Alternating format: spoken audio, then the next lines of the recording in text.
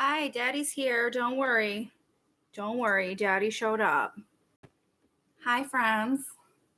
How's it going? Oh, look at you. Look at you all in here. Being all in here and shit. Oh, there goes my monetization. I just cursed in the first 2 seconds of my live stream. Adios, monetization. Waiting for slander. I think that should be the new name of my channel, is Waiting for Slander. Look at this. Ooh, girl. Ooh, jeez. How's it going? How's everybody doing tonight? How's things? How's stuff? How's life? How was your week? Did everything explode by you too? This internet business, it's gonna take off. Hi.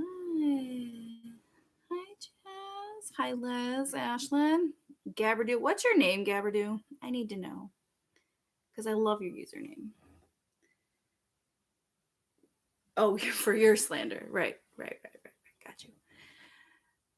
OMG, I just found your channel. I'm so glad I caught this. I'm so glad you did too. I can't guarantee any sort of entertaining content, but we're here, we're hanging out. Thank you. My lights are from Amazon. Thank you, Anna. I just want to say that my Friday pizza had uneven slices and I blame you. Well, you know what? Did you dislike my video? Because if you didn't dislike my video, that ain't my fault. It has been a long week, Ashlyn. I completely agree. It's been a really, really long week. Holy shit, I'm glad you could make it too. Oh, okay. A Gabby. Okay, yeah, that makes sense. I would have guessed that if I wasn't so stupid. Ayo! So, what's going on? Oh, Singapore. Holy Christ. What time is it in Singapore?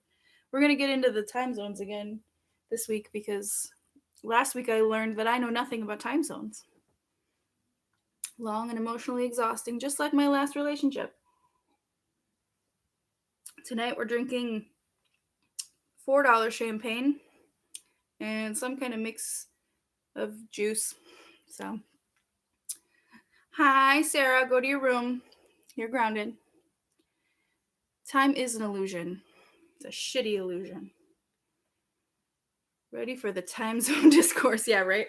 This is just like I just hop on live here and we just talk time zones. Thank you, Jesse.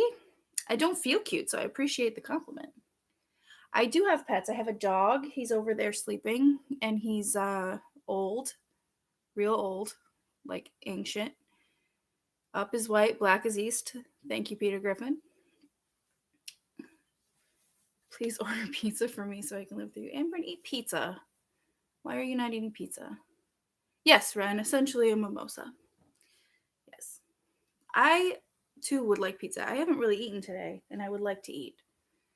But not right now, because we're sitting here on my bed drinking this. What do you mean there's no pizza where you are? There's even pizza where I am.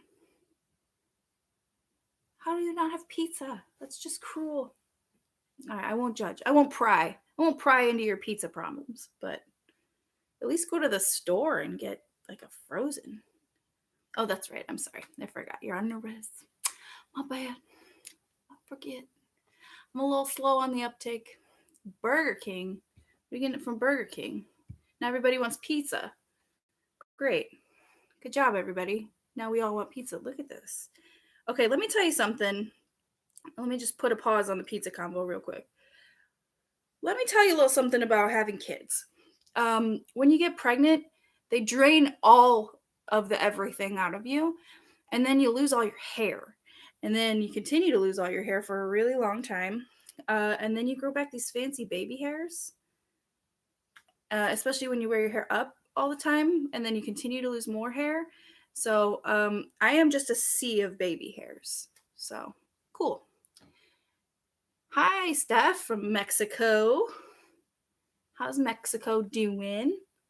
I want to go to Mexico. I'd go anywhere right now. This place in my hometown makes an amazing pizza called The Hangover. Oh. What's on it? Tell me about it. You know what I like? I don't know if this is like a I don't know if this is just like an assumption I'm making about an entire country based on watching a series of vlogs. But like every time Zoe and Alfie put beans on pizza, I wonder, is that a thing that y'all do? Because that's weird. If there's anybody from, England, the UK, any such place where they do that, is that a thing? That's weird. One reason I don't want to leave New York pizza. Yeah, New York pizza is incredible. I mean, I live in Chicago, but I remember New York pizza. I've sat in a Ray's and enjoyed pizza. Zongzi? What the hell is that? I'm intrigued. Oh, worse than corn on pizza, and I'm from Illinois. Me too. Cheers. Yeah, beans on it's like it's like they're like baked beans, right? I don't know. Yeah, beans on toast. Yeah, I know that's a thing and that grosses me out too. But like beans on pizza is weird. Okay, I'm glad it doesn't seem to be like a widely praised thing because that just sounds absolutely vile. Baked ziti pizza. Ooh, I would try it. Does it come? Does it come with a triple bypass? Because I'm gonna need it. I've never had corn on pizza. I would never think to put corn on pizza. People have been attacking pineapple on pizza when it gets so much worse. Apparently, yeah, right. I have no problem with pineapple on pizza. It's not my go-to, but yeah, proper English breakfast, beans on toast. Yeah, beans on toast I know about, but beans on pizza, that's weird. Mexican is what constitutes Mexican as fuck. I like it. The South is obsessed with ranch on pizza. Yeah, I used to be obsessed with ranch on pizza, actually. That's how I got this delightful figure that sits before you. That and having two kids on the same day. So someone put mayo on pizza. Oh, I love mayo, and that's horrible. I don't know. Yeah, dipping your pizza in ranch is that's where it's at. I agree. Lemon on pizza. Interesting. Hangover is bacon, egg, cheese, onion, tomato, mushroom, and hollandaise on on dough. So does the hollandaise act as like the pizza sauce, or is there pizza sauce and then the hollandaise is on top? Because now I need to understand this because I've got a hangover coming, and yeah, we are. Let's get pizza. Who's ordering? It's not on me. I'm saving up for my Martin Short cardboard cutout. I want my chicken bacon sandwich. Aw, I'm sorry. Hot honey on pizza? Oh no, I'm not a honey person. I don't like honey. Ugh. Ooh, an elote pizza? Yum. Yum, yum. Yum, yum, yum. All right, so who's ordering the pizza? Let's go. Let's get it done. Sorry, I keep putting my drink down here and it's going to make things wobbly, but I also lied. I'm not using a condenser mic tonight because I don't want to. I also didn't have time. I drove through a storm with ping pong ball size hail, and it was intense. Better prep the dough now. Yeah, yeah. I'm too lazy. I have to go to the airport in the morning, and I don't have the energy. Hot tea, honey, and lemon for voice recovery. Yes. Can you put that on a pizza? If any of you order pizza, please send me a very long, well-written fanfic prose about it. Ambrin. Ambrin. I will send you pizza. I will send you a. I'll send you one pizza from every overrated pizza place in Chicago. I am like the most boring pizza person ever. I like cheese. I don't want anything on my pizza. My pizza for breakfast, nice. Yeah, see, I like just cheese. Peanut brittle 13. I'm right there with you. Just cheese all the way. Extra sauce, just cheese. Thank you. Yes, Amberin, come to Chicago and get pizza. Let's do it. I am from Chi-Town. Is that a thing you didn't know about me? Weird. Green pepper and onion. Yeah, my grandma likes that, so that's where you stand. So what else? No, I haven't, Amberin. I have not. I have not. So what else is happening besides pizza? I feel like I'm the one that should come with prepared topics, and I have none. I also look like an an addict because I have an itch here and I cannot satisfy it. So I've never done cocaine in my life or put anything in my nose. So just FYI, I just have like an itch right here. Crazy. Frenemies. Yeah. How about all that shit going down? That's pretty crazy. I wish I knew more about it, to be completely honest with you. I this week has it felt like 3 days, and all three of them were like manic and stupid. There was so much going on the internet, and I don't know. I don't know. It's all crazy. That's why I chose to I put out the Shane Dawson video today because it was like I have all like the dark, heavy videos filmed and whatever, not edited but filmed, and I just feel like we needed like a moment of levity, you know. Sometimes you just need a moment of levity, and I would rather sit here and roast Shane Dawson for whatever 17, 18 minutes and then move on to the heavier subjects. So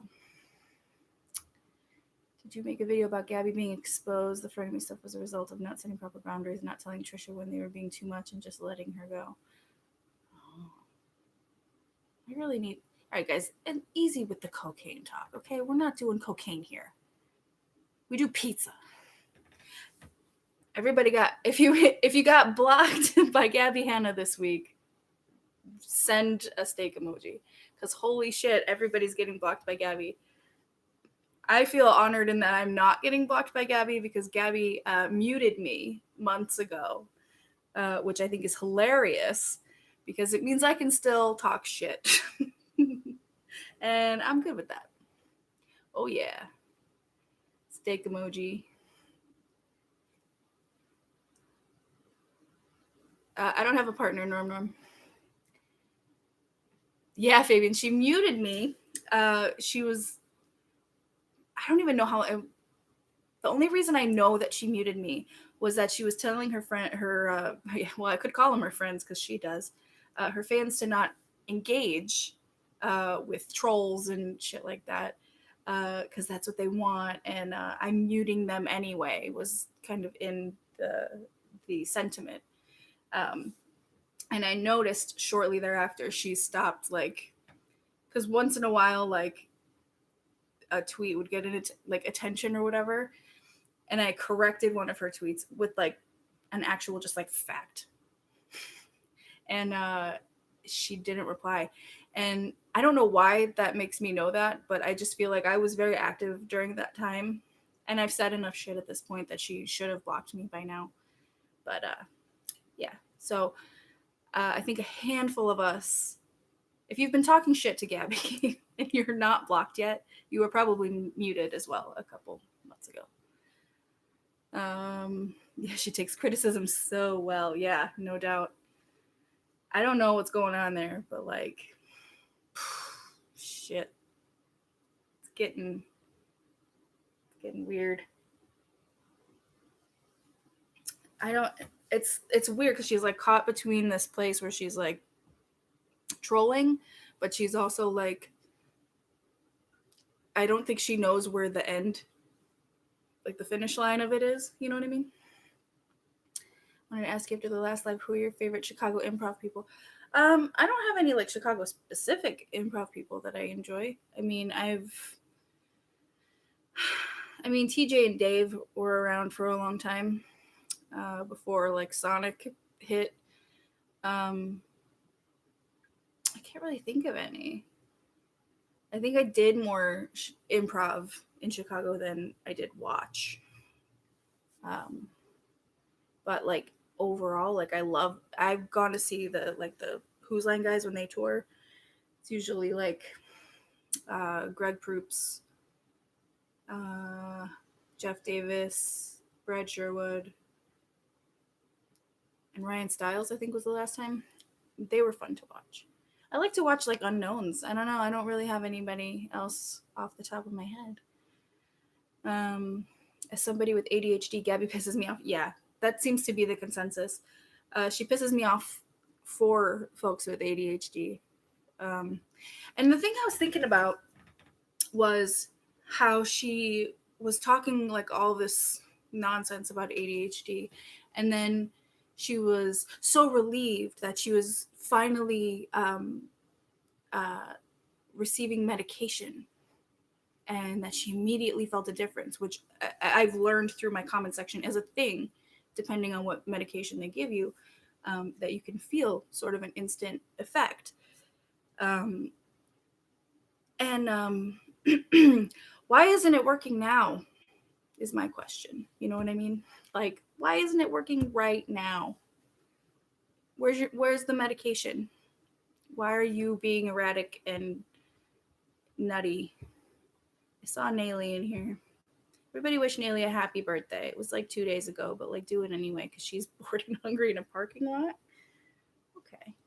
Yeah, color me a bitch seems to be everybody's new favorite ism of mine. Maybe that'll be our first merch. You paused Punky Brewster for me. You're watching Punky Brewster? What fucking year is this? I love that. Yes, happy birthday, Nayli. Nayli's lovely and she deserves all your birthday wishes. Have you seen the video pointing out she may be on Adderall and is overprescribed? I haven't, but I have thought about that myself. Any thoughts on Sharice's Twitter live video? Yeah, I've got a lot of thoughts about Sharice's live video.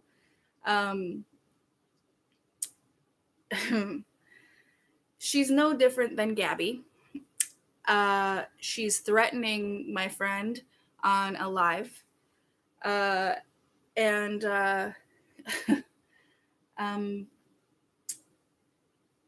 She is obsessed with Alicia. I mean, there's really no way around that. Because when you make a channel with an almost identical name to someone else and then bitch them out on a live stream that got like 170 something views, is just sad and obsessive and weird. Because at the end of the day, Sharisa, if you don't know, Sharisa is Gabby Hanna's older sister.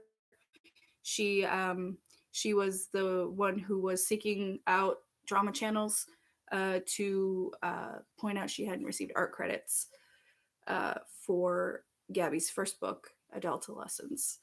And she hasn't shut up since. So I'm gonna make a Twitter thread about Sharisa. Yeah, I was going to too, but I then realized that it wouldn't be a thread. It would just be me telling her to fuck off because, like, really, enough. Grow up. It's ridiculous. She keeps griping because Alicia makes money on videos about her, not even about her, but like about her family, about Gabby or whatever. That's what people who have YouTube channels that are monetized do. Sorry, there's nothing wrong with making money, and she's not exploiting anybody. So I cannot imagine being at one of their family dinners. Oh, holy shit, me either. Especially like I've learned some things about their family, and it's none of my business. Don't want to hear about it. Will not talk about anything. But yeah, it sounds like they had a hell of an upbringing, and they're all toxic people. So I expect a full Twitter thread from Sharisa in about 2 hours. YouTube isn't even Alicia's full-time job. Yeah, exactly. You know, and there's nothing wrong with making money and being a commentary channel. Sorry, there's just not. You know, making money is a good thing. I'm trying to get to all of your messages that are being held for review, but I'm only one person because Nayli's useless. Hi, Gail. Get some good sleep.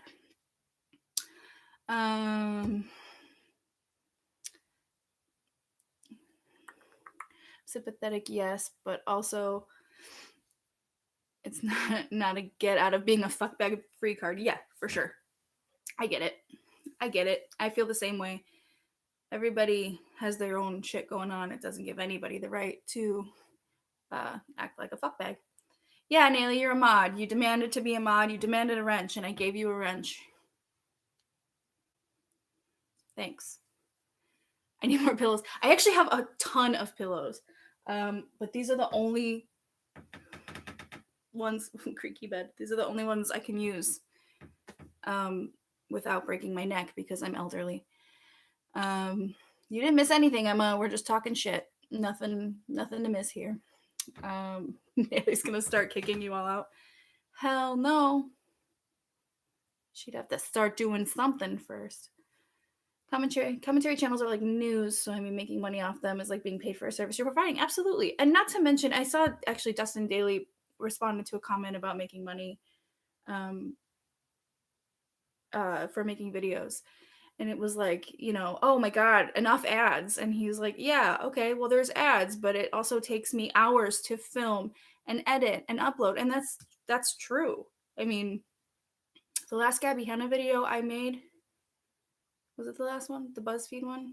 Yeah, the BuzzFeed article one. It took me, I think, a total of about 9 hours to put all of that together. So if you have a problem with me getting paid for, I don't know, 9 hours of work, color me a bitch, but I don't care. Oh, hi, Derek. It's Mr. Nakey. You all know that before I do. I'm getting here late. Melody says, the reason Gabby trolls before she drops something is so drama commentary channels talk about it. Yeah, absolutely. She knows exactly what she's doing. Absolutely. If people can't tell if you're having an episode or if you're trolling, you've failed. Yeah. Yeah. I'm just curious. Well, I'm curious just to know what her end game is. Like, what does she think is going to happen? She's literally alienating her fans. She's got about 5 or 6 stands left, and that's it. And honestly, Keemstar,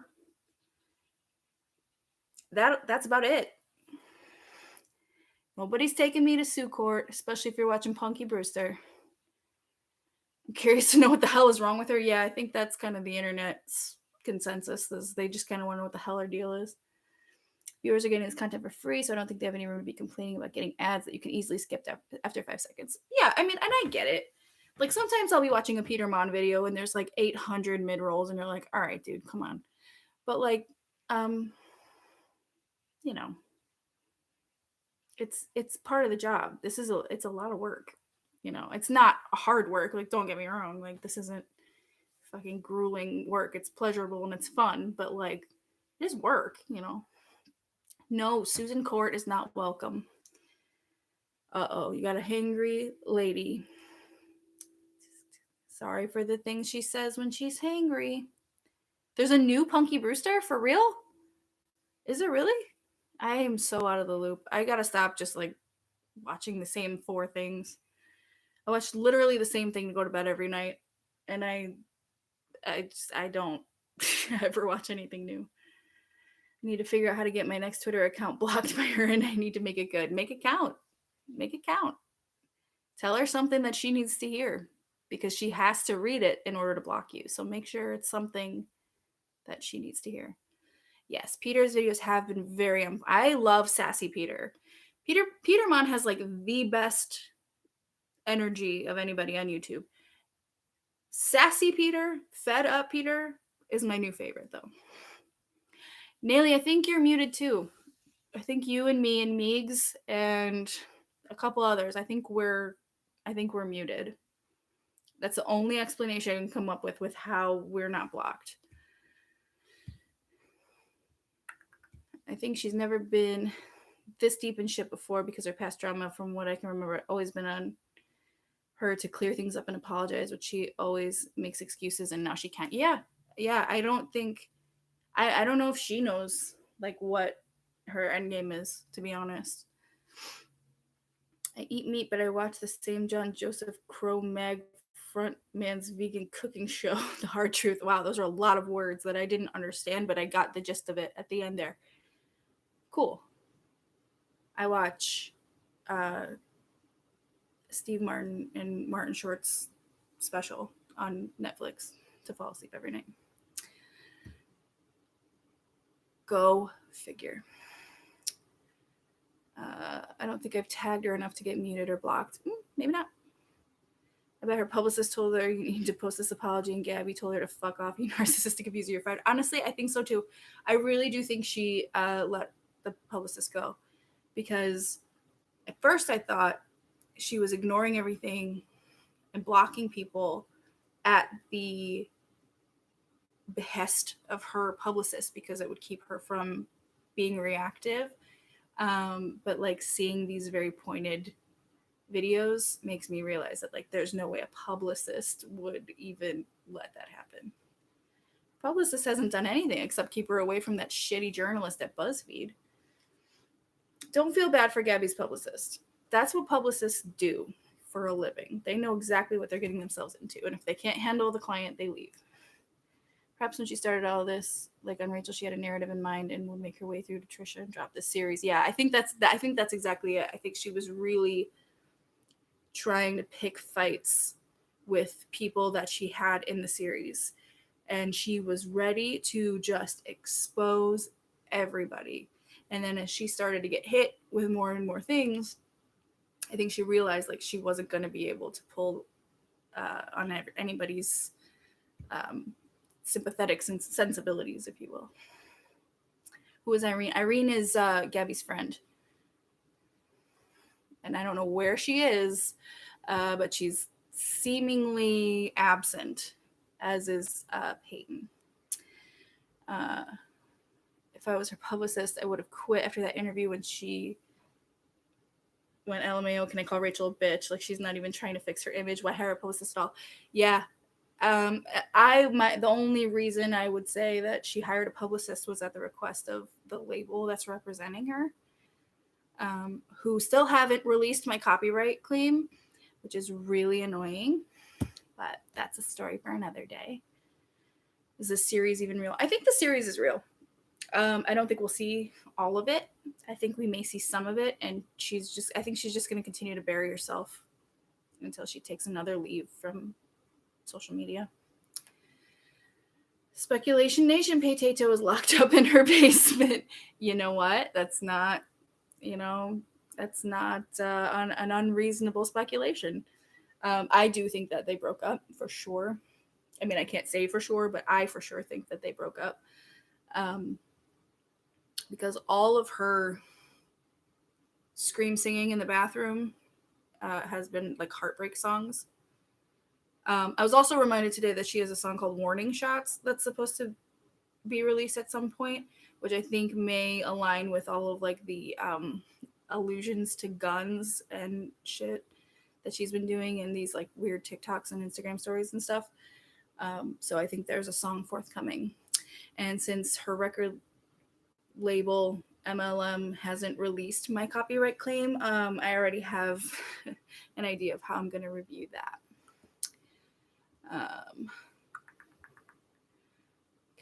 Catching up. Irene keeps hyping her up like nothing is going on. Oh, does she? I haven't checked on Irene's social media. She's still like up her ass. That's so fucking weird. I don't even have to look to know that that's Nayli with a super chat. God damn it. Holy Jesus, I'm hungry. Does anyone know where Peyton is? I could use some french fries. God damn it, Nayli. That is fucking funny. Thank you for the super chat, bitch. Make a Twitch. Oh my, play Mortal Kombat. Can you play Mortal Kombat? I don't understand how Twitch works. I understand how to watch Twitch. I don't understand how Twitch works, but I would love to if I can figure it out at some point. So maybe I'll sit down with it. My mom's coming to town tomorrow, so maybe next week I can sit down and figure out how Twitch works like an old person and see if I can make that happen. Make all your dreams come true there. I'm seeing people say hi to Hello Leash, so I'm assuming Alicia's in the room. Otherwise, it's kind of weird that they'd be saying hello to her. So hi, Leash. I mod a lot on Twitch if you have questions. I have only questions. I don't understand how Twitch works. Hi, Reesh. Good time. Just use the app if you have a game console. Plug in the headphones. I have a mic. Oh, I don't have any of that. I don't have any of that. The one and only. She's not here. We just prefer her. What a dick. Damn, Liz. I'm taking you to Sue Court. Our thing is blowing money in the name of amusing ourselves. True. Why not? You and Leash have been my new favorite commentary channels. Oh, yay. Thanks, Minty. Reesh likes... Reesh. I'm just going to call you Reesh from now on. Reesh likes to chill and, like, be very level-headed about things in a very sassy way. And I like to just, like, yell and, like, tell people to fuck off. Which is why Alicia has, like, what, 46K? And I have, like, 6. Should stream when you do and steal your audience? No, I'm not gonna steal nothing. I ain't stealing nothing. We're here with the white pants. I'm gonna buy those white pants and I'm just gonna wear them in every video. It's just gonna be videos of my pants. Are you gonna make the most Gabbiest Gabby Hanna video ever? Yes, I am. Actually, I have another one in the works. I'm just gonna keep making Gabby Hanna video. I think I'm gonna. The only thing I'm gonna steal is Alicia's mentality about just making Gabby Hanna videos all the time. No, because I do have one. I've been saving these TikToks and I've got ideas. You, Leash, and B. Haney are my new favorites. Oh, I like B. Haney. She's cute. She's cute. She's cute. A real Sophie's Choice. Don't bring up Sophie's Choice. It's my job to bring up Steel Magnolias. Don't start bringing up Sophie's Choice. I'm an epic gamer. Honestly, I'm that asshole that, like, you remember how Jenna Marbles used to do, like, I suck at video games? Like, that's how I play video games. Like, I once played SmackDown versus Raw with my ex, and and I just ran around the ring for like 15 minutes. Cosmos Complete, thank you for the super chat. I appreciate the screaming and cursing, TBH. Cool. I will continue to scream and curse because that is just the nature of my being. Sajak called me a bitch. Now I can finally retire. Well, good. I'm not sure how those things correlate, but I'm happy for you. Just, you know. Anyway, start doing videos where I recreate. Oh my god, I'm an embarrassment to life. I don't think I could actually become cringy enough to recreate her TikToks. They're just so bad. I also can't make my body seize like that. But maybe one. Maybe I'll make a stitch to it on TikTok and just we'll leave it at that. Ricky Gervais said about the rumor of Sophie's Choice 2. He said, well, it's gotta be this one, isn't it? Okay, that's really funny. I love Ricky Gervais. Also, hearing an American say "in it" is funny as well. Have you thought of legally changing your name to Sajak? No, I haven't. But maybe when I get to 10K. I've seen this car screaming one so many times in commentary videos, I just can't. I hate that one. That's my least favorite one. Can you cross your eyes like she does? Honestly, it's a struggle to get both my eyes to focus front and center. So, yeah, I can, but I won't. I was watching your story in the shower. I didn't know it became alive. Oh, okay. Been enjoying your attitude and sassiness from the other side of Earth. Korea. Oh, hey, Korea. That's why it'd be funny. Your awkward humor and genuine lack of caring about what you're doing. Well, I don't know if it's like a caring about what I'm doing. I care about what I'm doing. I don't care about what people think. Anyway, I think they would retitle this live anyway. What is with the trauma dumping though? Like, stop, get some help. From whom? A serious question. I like that I'm like mentally shutting off after I say things. I've had like 3 seizures, and I'm gonna be honest, Gabby isn't even good at them. when you're bad at seizures.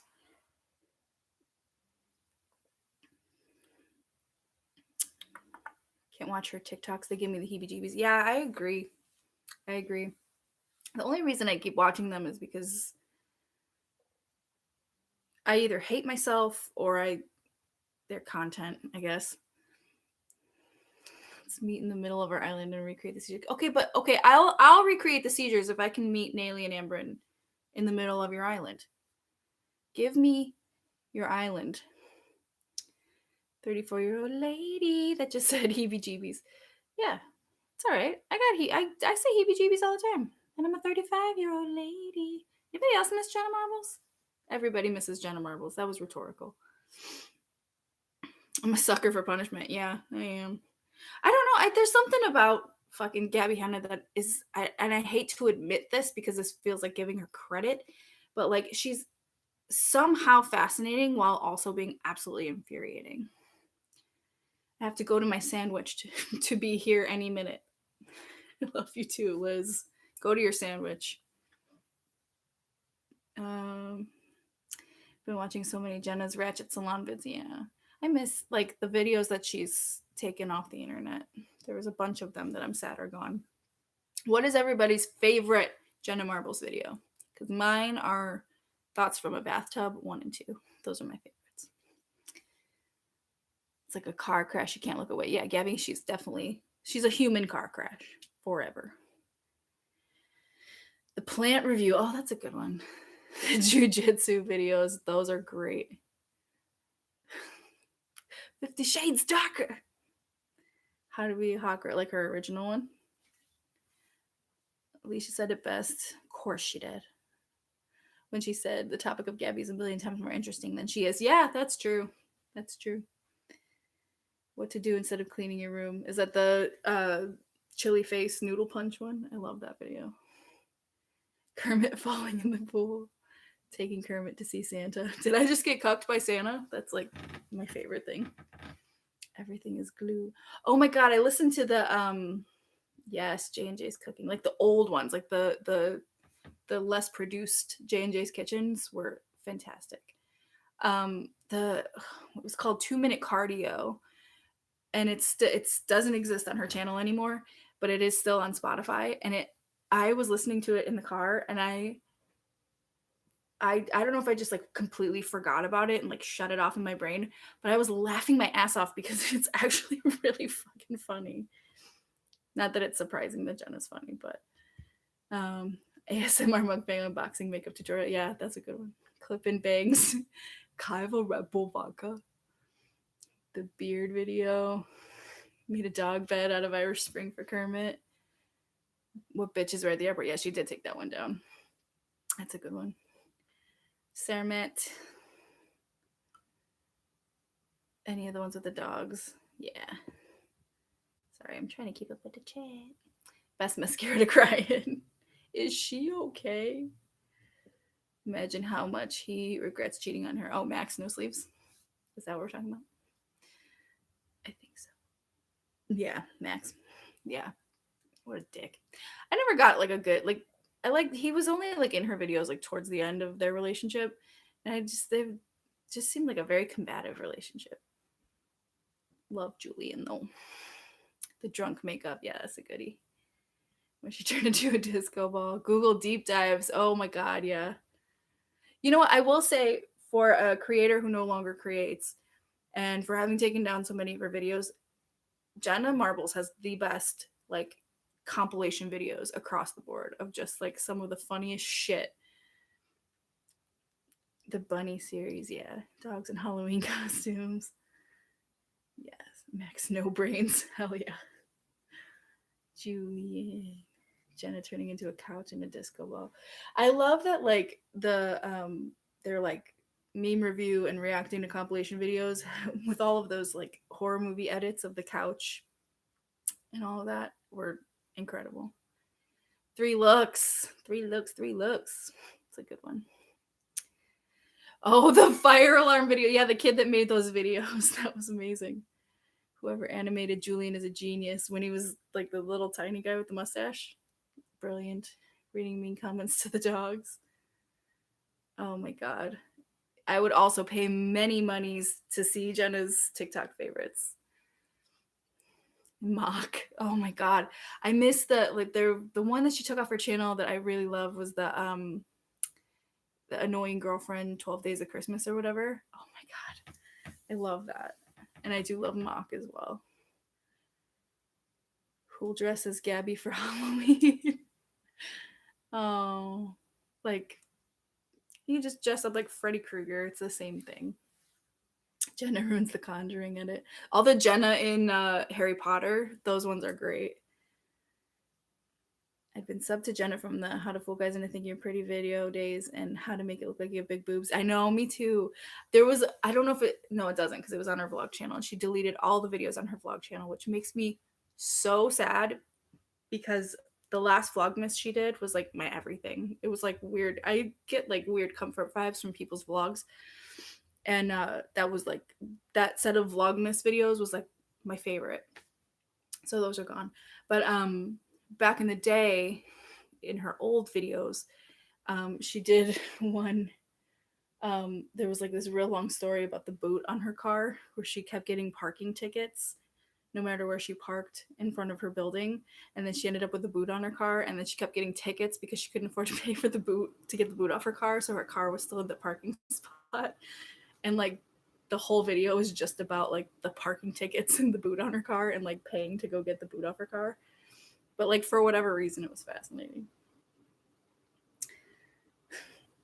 Anyone remember Julian's evil Santa and their dog advent calendar video? Yes, I do. Yeah, Jenna's old laptop videos. The face. God. Kesha. Magic. I used to love Magic. I thought Magic was the funniest. Someone needs to dress up as the Genius interview. Oh my God. Thank you. Hold on. Hold.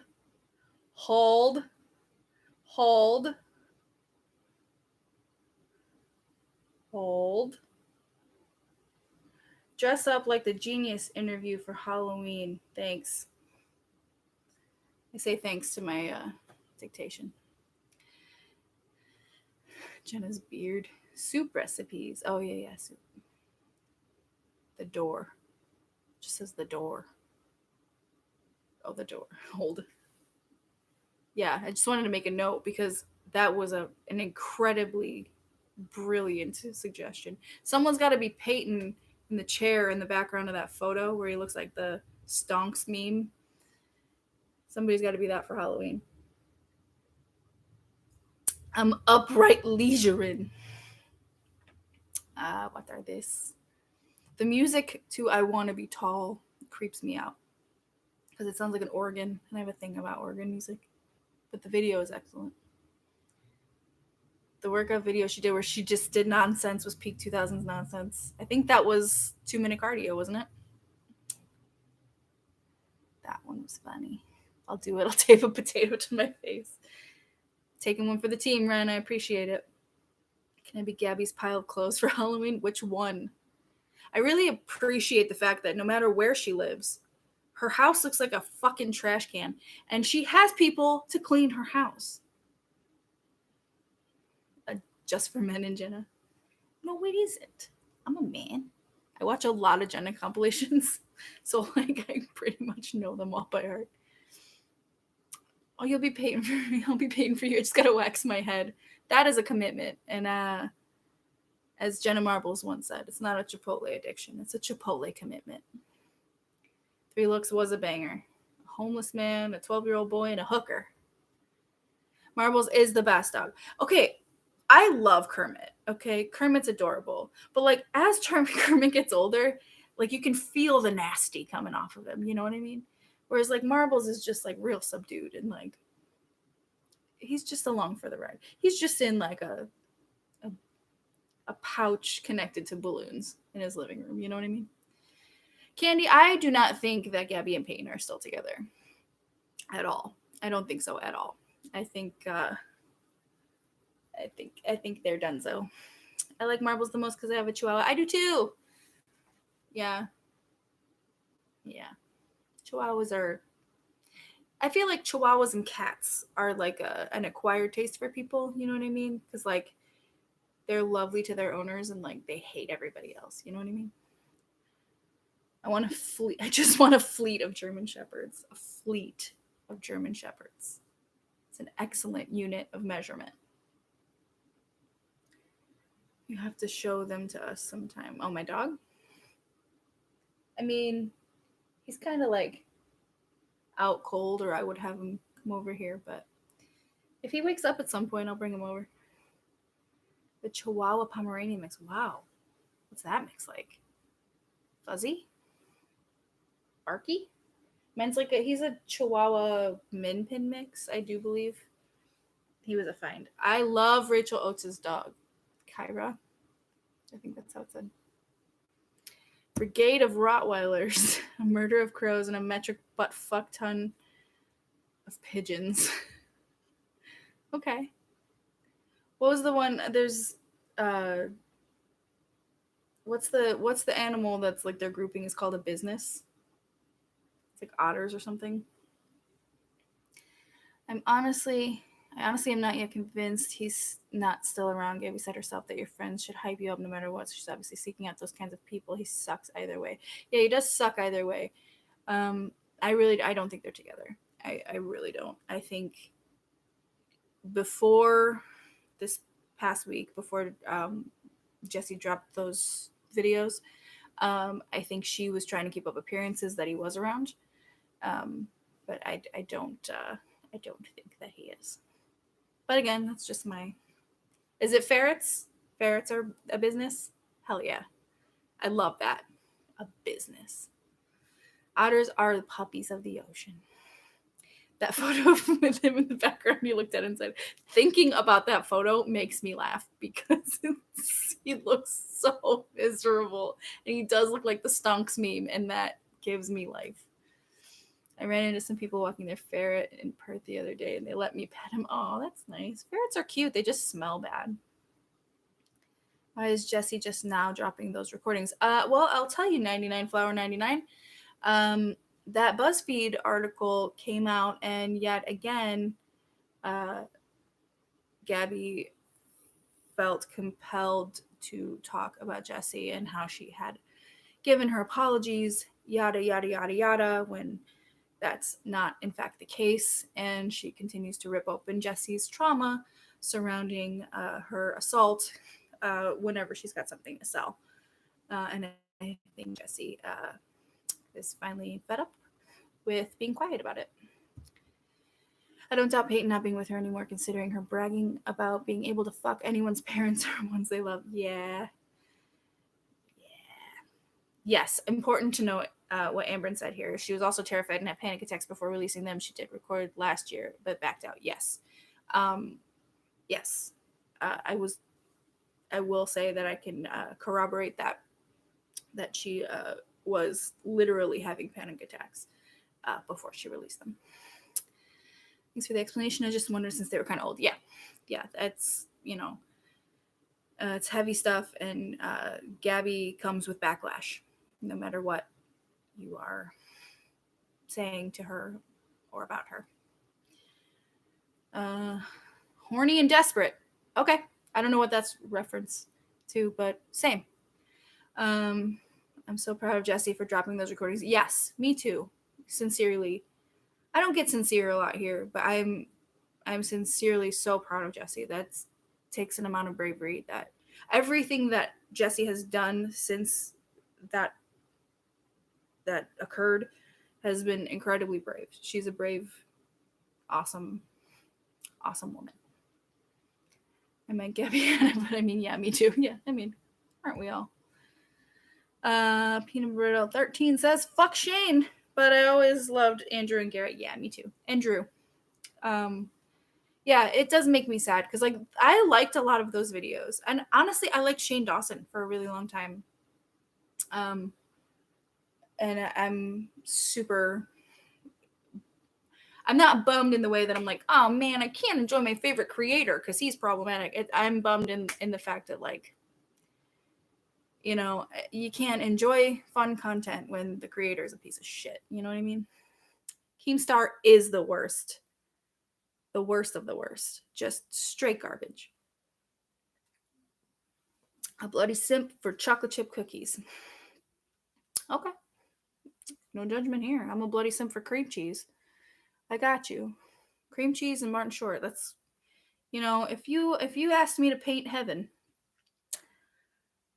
Anyway, Jessie is a saint, putting up with all of that abuse, knowing she had the truth in her back pocket. Absolutely. I 100% agree. And I've heard a bunch of people say, like, she's a better person than I am, because I would have been, like, screaming it from the rooftops. And that's me. 100%. I mean, I admire her patience and her saintly patience. Yeah, okay, we're just gonna say patience twice. This is why editing is good. Yeah, the Spooky Boys videos were really, really funny. Hold on. It's like you can't just like scroll. There's just so much going on. Clockbots, hey, what's up? Keemstar is like if a fart took a shit in Chernobyl. Beautiful. That's poetry. That can go in Gabby's next poetry book. Actually, it's too good. Never mind.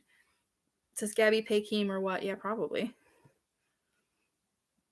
Is it me, or do you look back at how Gabby started it and look at her now and ask what happened? Yes, I can see where you get that. But honestly, if you really look back at her content, there's a lot of clues leading you right to where she is right now. A lot of the jokes in her vines were things that like are serious that she's actually done, or like became relevant again now. And the same with like her early videos, like her story times being so sort of one-sided, and like my psycho neighbor, my psycho nutritionist.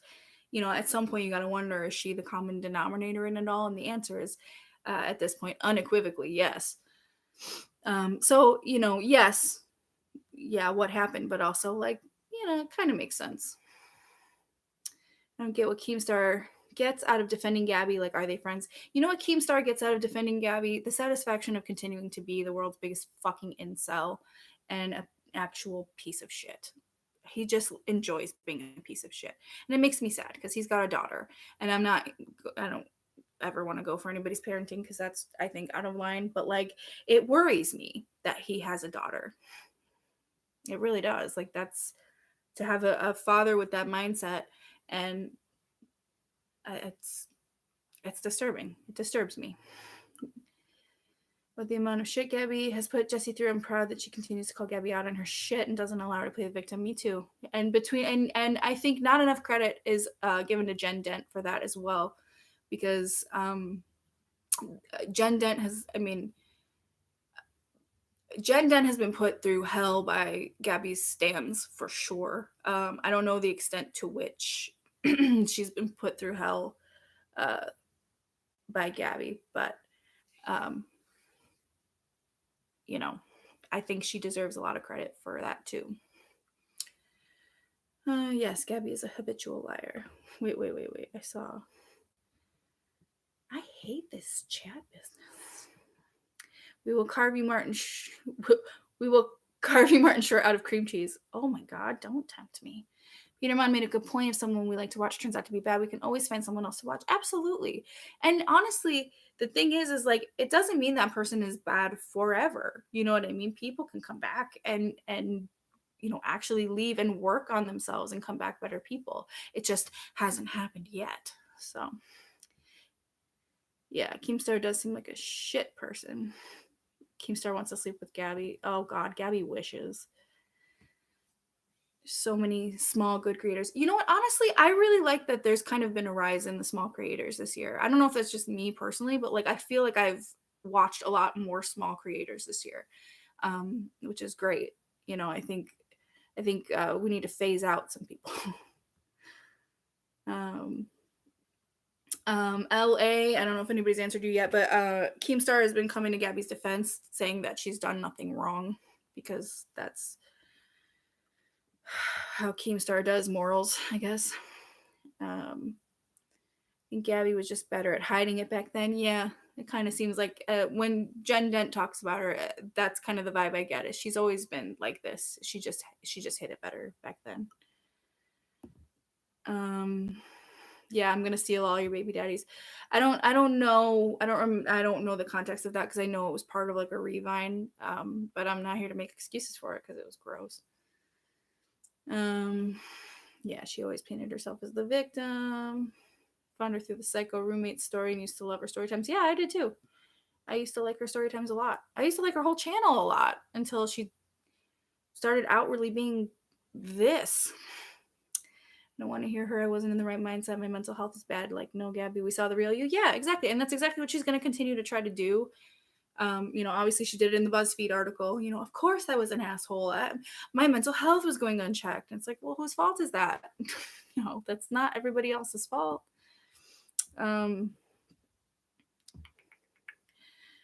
Do a news show with me at some point where you're an anchor called Chip Dibley and I am Fat Sajak and we just go off on topics. Yeah, sounds good. I'm game.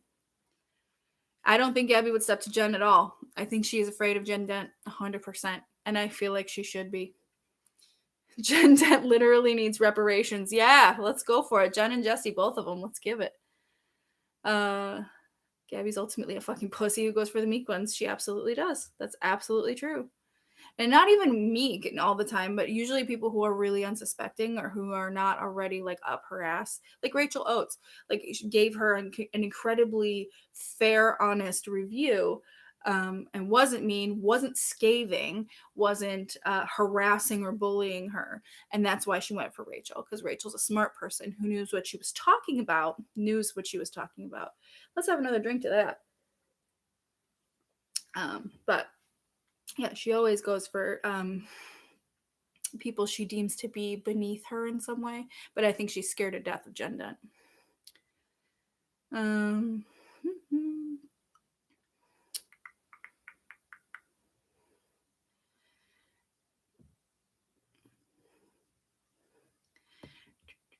Sorry, I'm just trying to catch up in the chat. Most people who are assholes because of mental illness / medication feel bad about it once they're in a better place, and that is the part that Gabby doesn't understand and probably never will. Yeah, that's what I'm serious. Like, what's going on? She was so excited to be, on this medication, and she felt instantly better and instantly at peace and instantly happy. What is this? If that's the case, ran out of the script already, shopping around, not making allegations, just asking questions. You know what I mean? Hi, Emily. Never late, always on time. Everyone else is simply early. Just a reminder for people, Jessie has a beautiful voice. Go look up her song. Yes. Just go give Jessie love in general. I'm thrilled for her that she can like chill a little bit now, maybe, and enjoy her pregnancy and just enjoy life, for Christ's sake. Gabby signs up to box Tana or some shit, and when she steps in the ring, it turns out to be Jen, Jesse, Rachel, Alicia, Angelica. Oh my God, can you imagine? Listen. I don't know, like, the whole parameters of, like, this whole boxing match she's going to do. I really do think it's going to be with Rice Gum, which doesn't seem right. But we should all go and just, like, scare the hell out of her. Honestly, I think doctors misdiagnosed her and she's actually bipolar. That's just me, though. Yeah, I don't know. I wouldn't know how to identify it. I mean, I would call her behavior I know it's wrong to do this now, but the behavior she displays is narcissistic behavior. I wouldn't go so far as to diagnose her as a narcissist, but I would say that some of the behaviors that she displays are narcissistic in nature, and a little sociopath-ish. But I don't know. I don't know what her deal is. Maybe she's just a bad person. You know what I mean? Maybe she's just a bad person. I don't know. Maybe there is no mental health explanation behind it. Maybe she's just a bad person. Doctor should diagnose her as an asshole. Yeah, see, that's what I'm saying. Maybe she's just a bad person. That's funny. Also, what's with this series coming soon and never posting it and deleting Instagram stories about it? Girl, like, defend your actions or stop talking about it. Yeah, I don't even know what the right action would be at this point. Leave? Okay. And then what? Go to Hawaii and sell candles and cards. Okay. Bye. Sorry, Hawaii. I swear I don't like Tana or Gabby, but I'd love to see Gabby punch in the face. Yeah, me too. And I feel like Tana could take her. You know what I mean? Like, I feel like Tana's like scrappy enough. Like she could take her. Yeah, she does have narcissistic traits. I know it's really controversial to call someone narcissistic. I would never want to diagnose anybody, but I do think that her traits come off very narcissistic. Yeah, Tana would knock her out. I fully agree.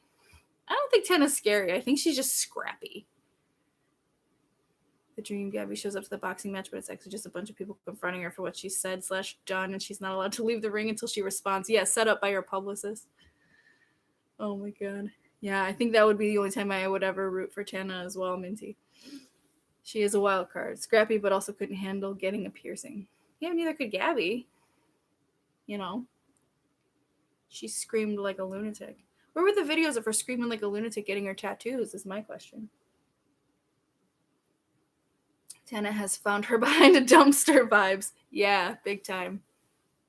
Big time, big time. Maybe she's just really a bad person. I don't like when people say NPD or sociopath and people just want to call someone an asshole and the stigma. Yeah, I understand. I understand where you're coming from. That's why I wanted to be clear. Like, I'm not saying like this is like a medically diagnosed thing. But people used to say, and I know used to say is like a touchy phrase for anything. But for me, whenever I've heard someone call someone narcissistic, my implication was never that they were diagnosing them as a narcissist, but rather the behavior they were displaying was of narcissistic nature. So that's all I meant by that, and I don't mean to further a stigma. So I'll try to speak a little differently about that. I do think she's just a bad person overall. Thank you. No, it's okay. You can call me out. That's okay. It's okay to call me out. No big deal. No big deal. No big deal. I'm here. I'm here. I'm your sounding board. Let me have it. Does Gabby actually have a reason to fight Tana, or is she just doing that for no reason? She's just doing it for no reason. The same reason last year she was like, oh, Tana, let's start drama or whatever the hell that tweet was. That worked out really well for her. It's not stigmatizing when someone actually has those traits, though. Yeah, I mean, I feel like it's a weird line to toe, I definitely don't want to further any stigma. I don't want to,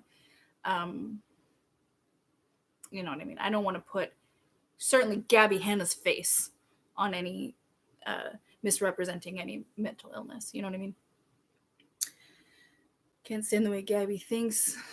She's cool for smoking weed. She comes up like a 16-year-old trying it for the first time, big time. Gabby smoking weed is like one of the most obnoxiously annoying things I've ever seen on the internet. Hi, Rob Jensen. How are you? To learn. I don't know what that means. Allow people to learn. Okay. I just like it. Catherine's chat just said to learn. Someone happily and willingly accepting criticism. Gabby could never. Yeah, I mean, that's how we grow. You know what I mean? Especially with mental illness. Listen, I'm not someone who's ever been able to like afford or have access to mental health care, even though I've always wanted to go to therapy. So for me, I know a little bit about the mental illness I'm pretty positive that I have, which is OCD. But I don't know a lot about certain mental illnesses. And I think it's important that, like, when someone says, maybe don't phrase this like that, it further stigmatizes a mental illness. Maybe you just listen. You know what I mean? Maybe you just take that in and apply it to things going forward. It's not, I mean, this is more of a lesson for Gabby Hanna than anything, but like taking criticism isn't that. It doesn't have to be that bad. You know what I mean? Sometimes you have to eat shit because you did something wrong. But like most of the time you just thank somebody for educating you on something you weren't as educated on. You know what I'm saying? I'm saying? Where are we? Actually, so slow because my juicy brain just asked, did you really subscribed? And I checked and I wasn't. Minty. You and your juicy brain needs to get on top of it. So, get on top of it. Manage your expectations a little bit. I feel like narcissism being a mental health term and not just being self-centered is new, or maybe I was just ignorant before. Yeah, that's kind of where I was coming from. Because I always felt I would never have put two and two together there, that like calling someone narcissistic or saying that they're acting narcissistic would equate to diagnosing someone with narcissistic personality disorder. I would never have thought that. But if that's the case, if that's the implication when I say someone is being narcissistic, then I'm happy to amend the way that I approach that conversation. You know? Gabby smoking weed is giving me I'm the stoner character in a Netflix series and my only personality is smoking weed. Yes. Like, I think Alicia and I have talked about this. Like, season 3, I think it is, of Awkward, that show that used to be on MTV, when the main character, Jenna, just became a stoner. And it was her whole personality. That's Gabby. That and Spicoli from Fast Times. Listening is so important in any context. Absolutely. Absolutely, absolutely. Especially on something that you may not know enough about. Debbie said she only takes criticism from educated and intelligent people, but dismissed a mental health professional in favor of Google and WebMD. Yeah, she is just a walking contradiction. She also only takes criticism that's not criticism. It's only positive affirmations from her echo chamber, and that's it. People who are too afraid to say no or criticize her. Let's just say very self-centered. Yes, very, very self-centered. As an English major, I can tell y'all there are a million more words that suit what you're trying to say. For sure. Absolutely. And we will find them all. Let's pull up a thesaurus. We will find them all. Sam Rex, you liked Awkward? I liked Awkward. Awkward was, I think I was 25 when Awkward was a thing, but I loved it. It was good and it made me laugh. Enthusiastic Hobo. I love that name, by the way. I hope that your channel continues to grow so it can fund therapy for you. Then sajak, everyone deserves mental health care. Yeah, maybe one day. You know, we'll see. I'm doing okay right now, so that's good. She seems like all the mean girls at once if they fused into some nasty tan gargoyle and bellowed, "Get in, loser," for going harassing on the internet. I mean, yeah, that sounds about right. Can I please be... Oh, where'd it go? Awfully off topic. Are the lights green or is it the lighting and where are they from? The walls are this hideous shade of green. I hate it. They were this color when I bought the house and I absolutely despise it. But the thing is I'm planning on moving to another state in the relatively near future. So I'm like, I don't want to paint these walls, even though I have the color for them already. So the walls are this hideous shade of green. The lights are like a warm white. They are from Amazon. If I can find what brand they are, I will pin a comment with a link.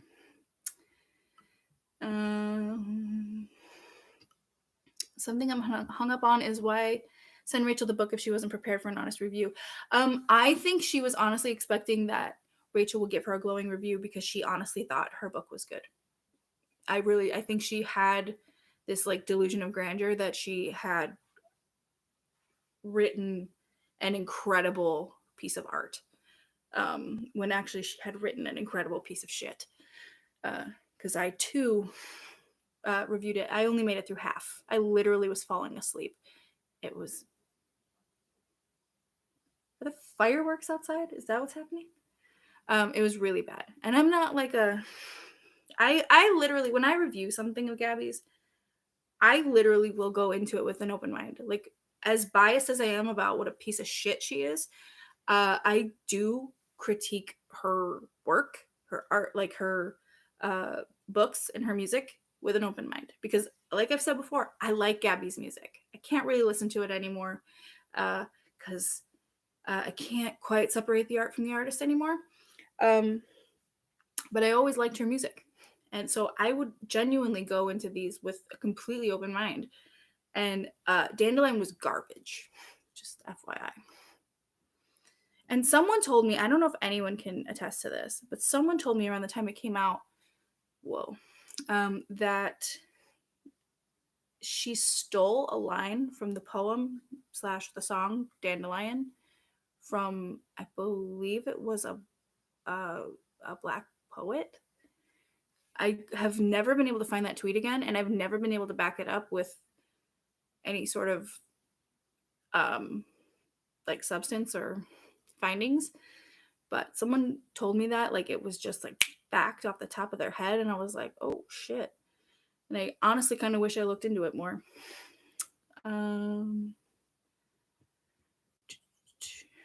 Maybe she actually thought she'd get a redemption story and Rachel would kiss her ass. Yeah, probably.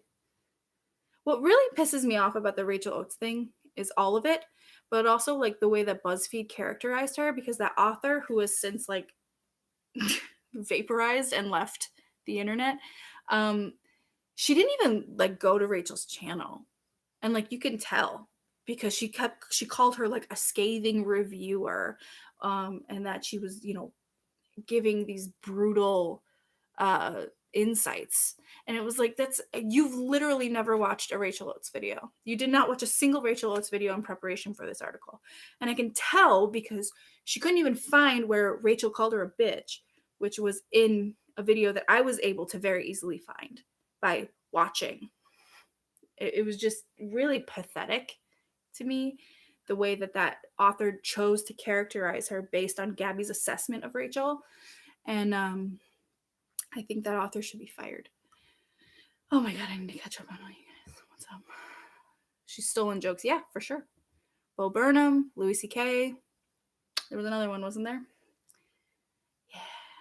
Used to love her song Out Loud. I agree. Now I can't even listen to it. Yeah. Especially anything on the Bad Karma EP, because it's so transparent about who all of these things are about. It's absolutely disgusting. Minty, did you leave? Bye, Minty. Bye, Minty in the past. Rachel was critiquing her writing because Gabby Hanna's writing is intrinsically tied to her emotions. She took it as a personal attack. Yeah, for sure. I mean, yeah. But like, you know, like Gabby herself has said, I'm open to criticism about my art because it's, you know, it's public and art is subjective. Then you need to follow through with that. And you need to understand that that's what Rachel does for a living. That's her job. It's what she enjoys. It's what she's passionate about. You handed the book to her because you know, and she said this, that Rachel is a smart person who knows what she's talking about. And I think she was incredibly offended that someone who knew what they were talking about told Gabby the truth. Where he says, I enjoyed Elise's comment that if Rachel's scathing, definitely don't watch her videos. I laughed out loud at Elise's video like 5 times. And I don't laugh out loud at anything. Ever. Because I'm a stone cold stoic ass bitch. But I laughed like 5 times. When she grounded Gabby and sent her to her room, I laughed so hard. But yes, and absolutely. People like Elise, people like James Marriott, like myself, like Jackmate, really anybody from the UK, I guess.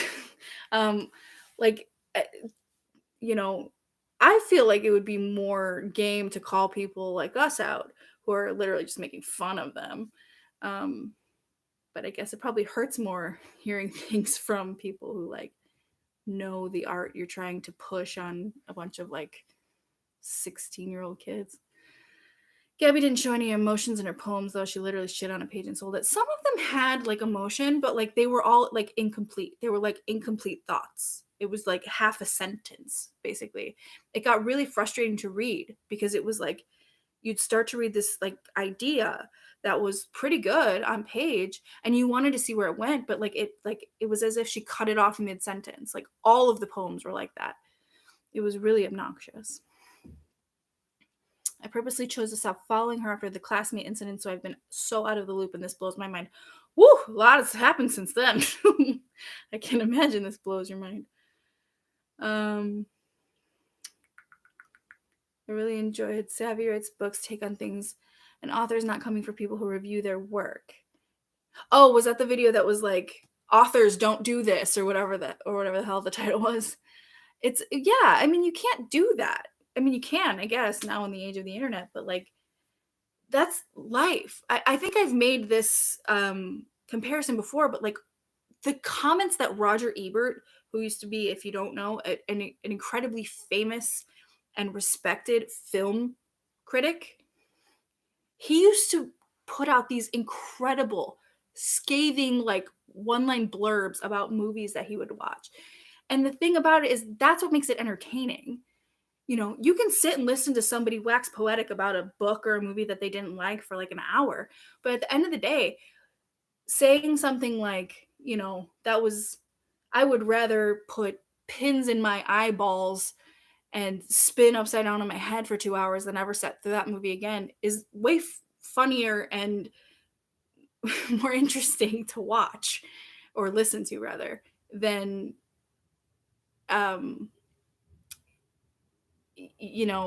blathering on for 2 hours about the intricacies. Not that there's no value in that, because I think there's a great value in that. That's why channels like Rachel Oates' channel exist, is because that's breaking down the actual art of poetry and writing and the uniformity of it all, and that's also very interesting. But for the author to come for somebody for making like a jab at them, that's art, baby. Sorry.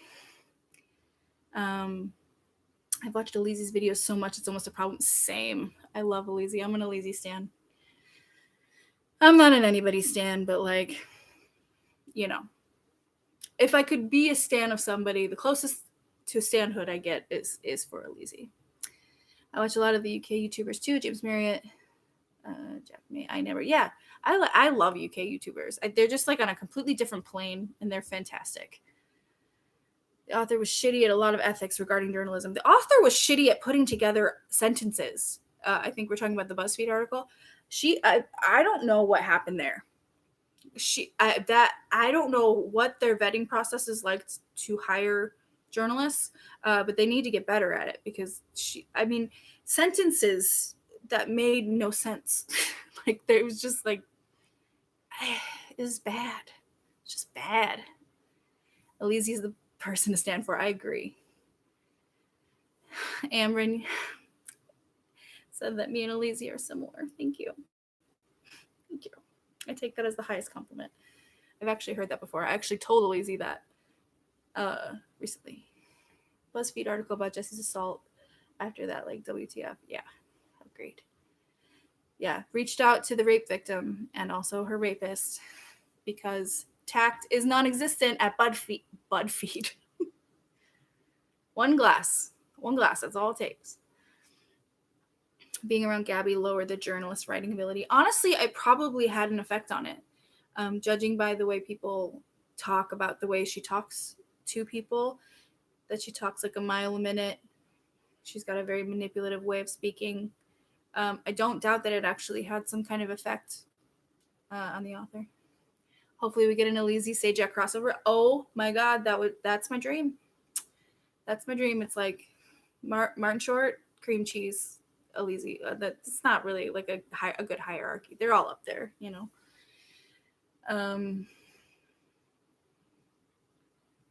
I also think I found the tweet. It was posted by Up7, and they said Gabby stole lyrics from Toni Morrison's book, The Bluest Eye. Is that what it is? Interesting. Damn, you guys are like fucking detectives. Holy shit. Journalist putting Trisha in the article after Trisha reached out and asked them specifically not to. Before I reply to that comment, I will say I'm sorry if I misgender Trisha at all in the upcoming sentences. It's not intentional. I know Trisha's kind of in the hot seat right now, and I don't know enough about frenemies, and I don't know enough about the intricacies to make a judgment on what they're doing. I don't like that all of that stuff is happening while they are selling skincare. That aside, yes, it's disgusting that they actually asked the author to not put them in the article, and then fucking said what did the author say? Like, It was basically like, sorry you feel that way, essentially. You said not to quote you, or whatever the fuck. Like, what a bad journalist. Just came in, but that hierarchy. Cream cheese? Yeah, cream cheese is always up there for me.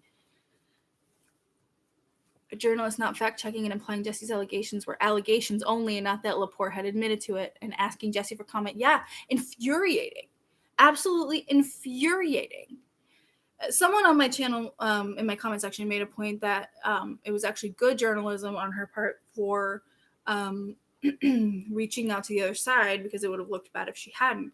And I think there had to have been a way around that, because there's no need to reach out to a rape victim 6-7 years after the fact for a comment about an entertainment article on a YouTuber. I'm sorry, but there's no need for comment from a rape victim on that. Sorry. I don't think that was good journalism at all. And I don't think it was tactful or moral or good morals or good ethics by any stretch. Yeah, I don't know how you call yourself a journalist and do all that bullshit either. Okay, I'm going to say this real quick just to address Litifuse I Can't Stop. Trisha actually stated in their bio, maybe instead, that her pronouns are she, her, they, them. I understand that that's what it says. She said with her voice, their voice, excuse me, that they prefer they, them. So I personally, I'm making an active choice to use they, them, because I want to adhere to people's pronoun preferences. And I don't want to, if that's what makes them most comfortable, then I'm fine with adhering to that. So that's where I stand on it. Yeah, the journalist should have left a lot of shit out. The journalist should have done a better job. Was anyone else bothered by the jump around and in terms of time frame? It's so out of sequence and all over the place. She got through 3/4 of the article and then went back to 2017. And it's what, to the rice gum stuff? It was whoa. That's the first thing on the list of scandals here. Why are we just going back to that now? It made it impossible to read. Oh yeah, no problem. No, I'm sorry. I didn't mean to call you out, Litifuse. I didn't mean to do that. I know a lot of people. There's always a lot of whenever I've accidentally misgendered them, I get a comment about it, and then under that comment is somebody going, well, they said that she, hers, okay, and it's for me, I'm just trying to make an active decision to respect what makes them most comfortable. It says something that all these people are pleading for Hannah just to let them be. Yes, I agree. And the people that she refuses to leave alone are always the people that ask her to leave them alone. That's kind of telling. That was such a weirdly constructed article. Yes. It was due at midnight and she turned it in at 11:59. 100%. I think that's a really wonderful way to put it. The article felt weird, the journalist got so close to putting Gabby in a bad light, then quickly backpedaled. Yeah, that's why I think Amber and I both said, the first read, it was fine. It was oh, okay, well, they called her out here, they called her out here. Okay, I don't like this thing that Gabby said here. Okay, that's kind of questionable.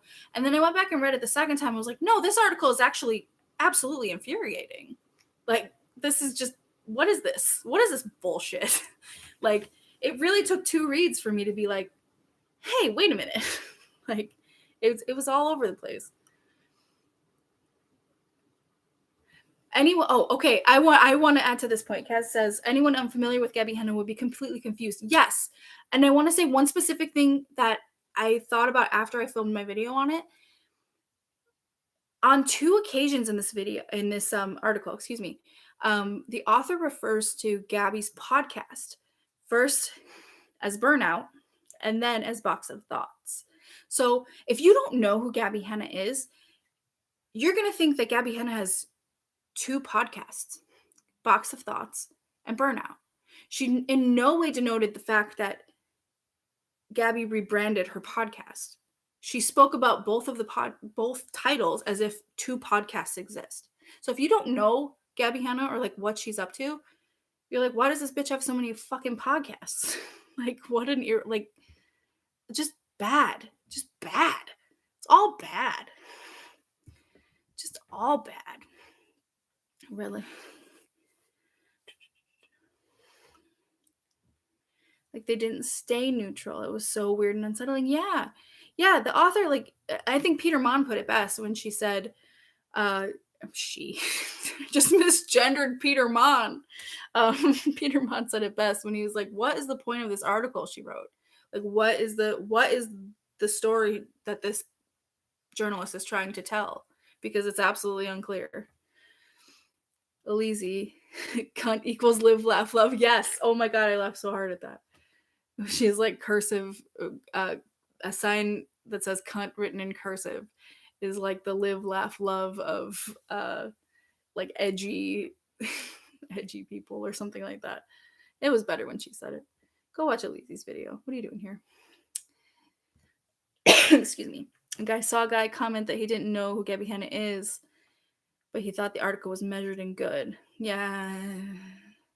Yeah, that's the thing. I feel like that's the thing about a lot of what's said about Gabby Hanna is like, if you don't know the full story of like this person and their activity online and the way they treat people in conjunction with like their content, it's very easy to see where people wouldn't read between the lines, I guess. You know what I mean? I've seen that a lot of her stands on Twitter are actually worried with her. They know she's trolling but can't help but worry because her TikToks are very disturbing to watch. Yeah. Some of them have backed away from Gabby, which I think is good. And honestly, for some of them are standing her still. Not many, a handful. And the ones that aren't, I think this is sadly the reality check that they needed. That this person is just not a good person, and she's not either not taking care of herself or she's just being vile for the sake of being vile, you know? But it's a learning and growing experience for them, I suppose. Beth says, just joined. I've been binging you, Sajak. Also, you totally look like Amy Lee from Evanescence. Wake me up inside. Thanks for telling me that. I'll take that as a compliment. Thank you. The Grammy. Yeah, the Grammy killed me too. Like, imagine like this happened when I'm nominated for a Grammy. What world do you live in, you crazy, crazy, crazy lady? No offense to crazy people. She's fucking crazy. Even the girl who originated the fake clip of Rachel calling Gabby Hanna the bitch is stepping away from her Stan account. Really? I'm sorry, I almost just exposed her name. Is she really? Interesting. She was going pretty hard for her until the last I saw, so that's breaking news for me. Thanks, Maggie. My movies. Yeah, you're gonna go see my movies. You'll watch all my movies. What the hell are you talking about? Like, that is like next level delusion. You're gonna pay for my fucking Patreon because X, Y, and Z. No. No. What the fuck are you talking about? And I'm sorry, but anyone who still pays for her Patreon, aside from like people that are like leaking it on YouTube, are stupid because she's not giving them anything. She's not providing any content worthy of paying any sum of money, to be honest. Rachel.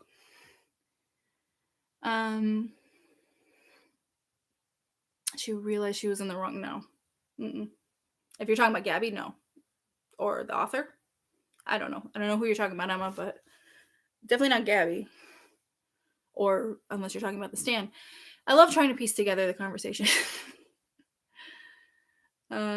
She said, stop making people feel bad for not wanting to address what Gabby Hanna said, and then, hold on, come back, and said she was taking a break, like it wasn't an apology / admitting of wrongdoing, but still, gotcha.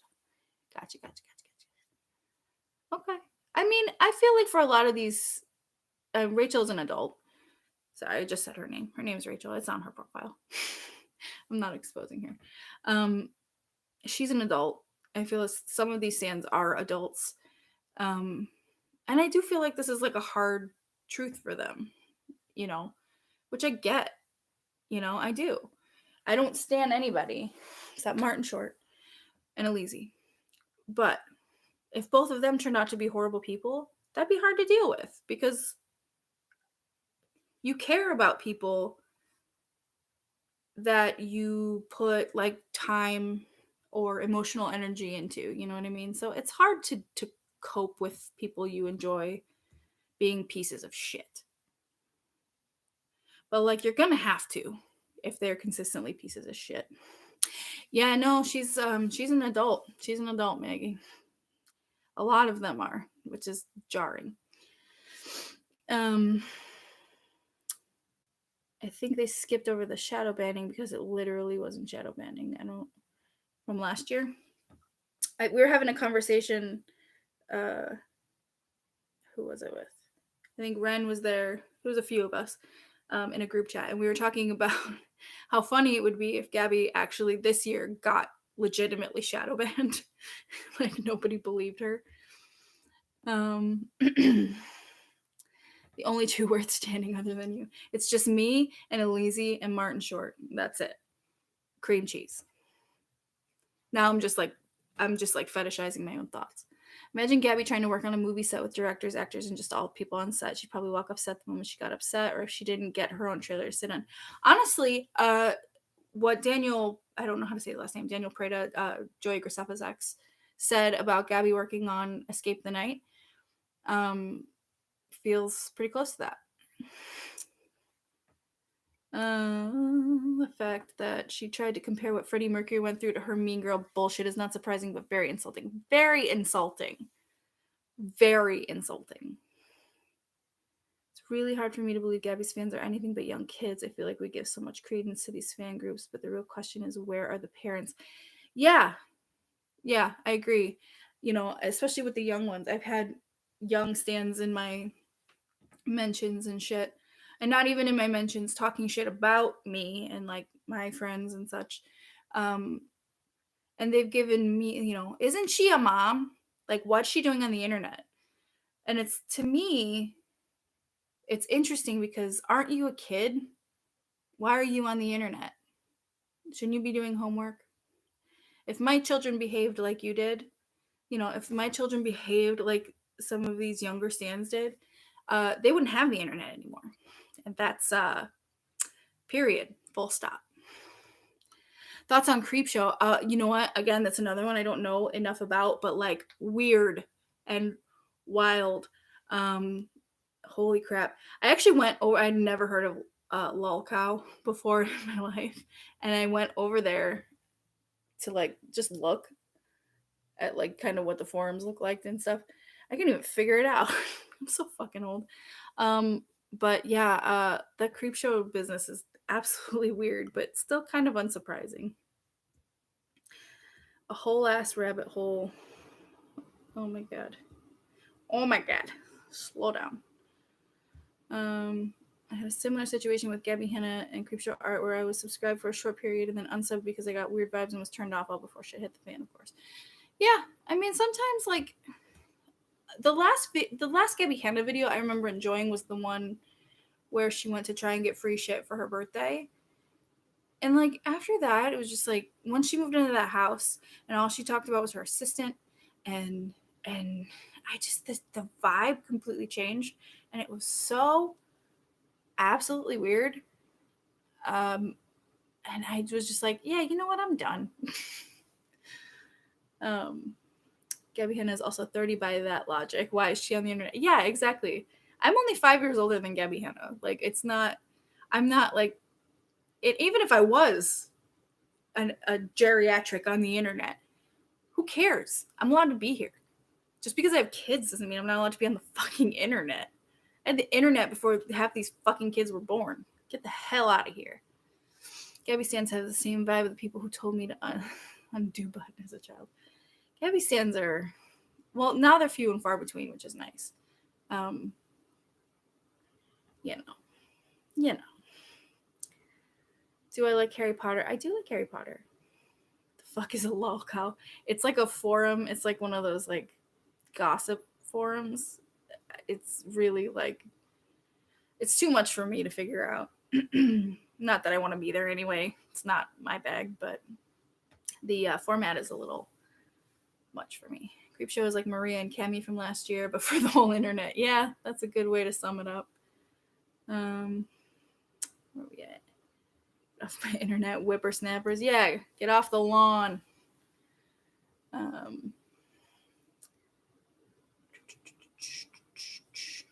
Sounds awful, as if I need more websites to make me feel insecure. Yeah, that's what it kind of seems like. It's like Tumblr for gossip is what it looks like, which makes me, I feel like I just said something very old. I loved her and Irene in her old apartment. If she wanted to move up, why not buy a condo like her bestie Megan? The cannonball into the big house and since complaining about it killed the vibe. Yeah. And she also, like, the way she decorated her house, like, it's depressing. Mom, it's time to turn off the internet. I know you're emailing coworkers, but you're 48 and just too old. I'm sorry. Yeah, that me. I've been on the internet since dial-up. Go to bed, Gabby Sands. Hell yeah. I've been on the internet since my mom said, get off the fucking internet. I need to use the phone. It's forcibly anonymous. You do something sneaky and then they expose your choices to the world. Yeah, well, that's kind of what happened at Creepshow, yes? All I think of when I hear get off my lawn is the old man from Monster House when he's trying to protect the kids from his wife who haunts the house. I like that movie. My kids like that movie. Will I marry you? Listen, 7. I'm sure you're a really nice person. I'm just like not really ready to get married right now. It's kind of like a big commitment. You see this bed here? I like to sleep in it diagonally. And if I'm married, theoretically, I wouldn't be able to do that anymore. So I'm also married to Alicia. Don't worry, honey, I got you. Dinner's in the fridge. Heat it up when you get home. I know we're married. Good Lord. Some people's wives, I tell you. Unless you're Martin Short, she not married it. Yeah, I mean, like Alicia and Martin Short are really, and Alizé and cream cheese. I would marry any of those.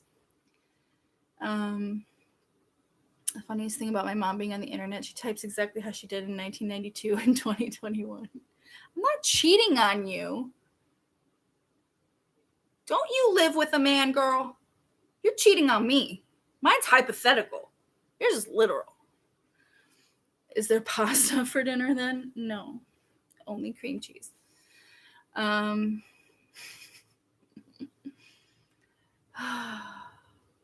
times. Good times. Have we been doing this for an hour and a half? That's fun. I love that for us. I used to think Gabby's house was haunted because her online persona changed drastically since moving in there. Amityville Hannah. That's what it is. Bagels are a vehicle for cream cheese. That is their only purpose. Agreed. 100%. I'm taller than Hello Leash. Please reconsider marriage. Listen, I'm in love with Martin Short. He's short, and it's in his name. Height isn't a selling point for me. Listen, 7, we can be good friends, okay? We'll be good friends. It's all good. Jake is on the veranda. Jake is on the veranda. What's he doing on the veranda? Watch a man. I want to marry Steve Martin. Go for it. We can double, although his wife might not like that. Here, Leash and Sajak's marriage counselors. Good God. So soon into marriage. We're already in counseling. I want to marry Steve Martin. Would that make us in-laws? No, but we'd be like good family friends. If you married Andrea Martin, it would make us in-laws. It would make us in-laws twice removed, I think. Cameron said that Gabby's sister is so YouTube famous, she's going to make her own convention. HannahCon. Oh my God. Can you even fucking imagine? Don't give her any fucking ideas, because she would do it. Gabby's an actual poltergeist. I love that. Are people gonna die of sun heart attacks like at TanaCon? No, they're just gonna like go into shock from just emotional abuse. I'm fairly certain Martin Short and Steve Martin are siblings, all but blood. I mean, considering Steve Martin's from Texas, Martin Short is from Canada, I don't think that's possible. But it's a nice idea. TanaCon, oh my god. Unimagine that shit right now. I love that. Oh my god. That is amazing. I love that. TanaCon, where all her dear friends can pay $300 to see and get talked at by their bestie. Yeah, you just pay money and like Gabby will, it's like a panel, but it's only Gabby and she's just complaining at you about her life and like how hard things are. I just want Jenna marbles. Please, God, take Gabby, Shane, Jeffrey, take them all. Yeah, bring back Jenna. That was like the biggest, and I think this strictly for internet people, obviously, but like I think that was the biggest blow of 2020. Like the pandemic and quarantine, that was hard, but like Jenna, they took Jenna from us. I also love how Alicia and I'm taller than her. Why can't we all be married? I mean, we could, but I mean, 7, we don't know anything about you other than you're taller than Alicia. I mean, that's all we know.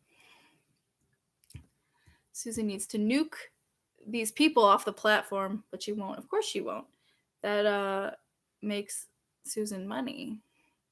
I mean, don't smite me, Susan. I like to make money too. Even though I said shit in the first like 4 seconds of this live. But yeah.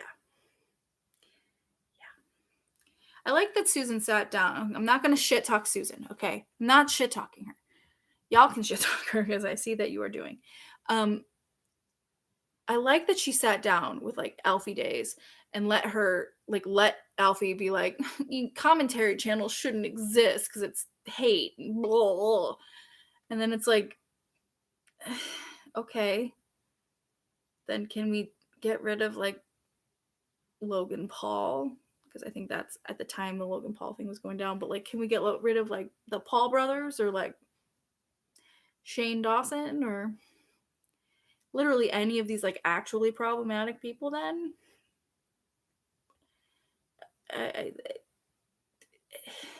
Because like if you got rid of like the scumbag creators, there wouldn't be as much for the commentary channels to talk about. So if you don't act like an asshole, commentary channels won't talk about you.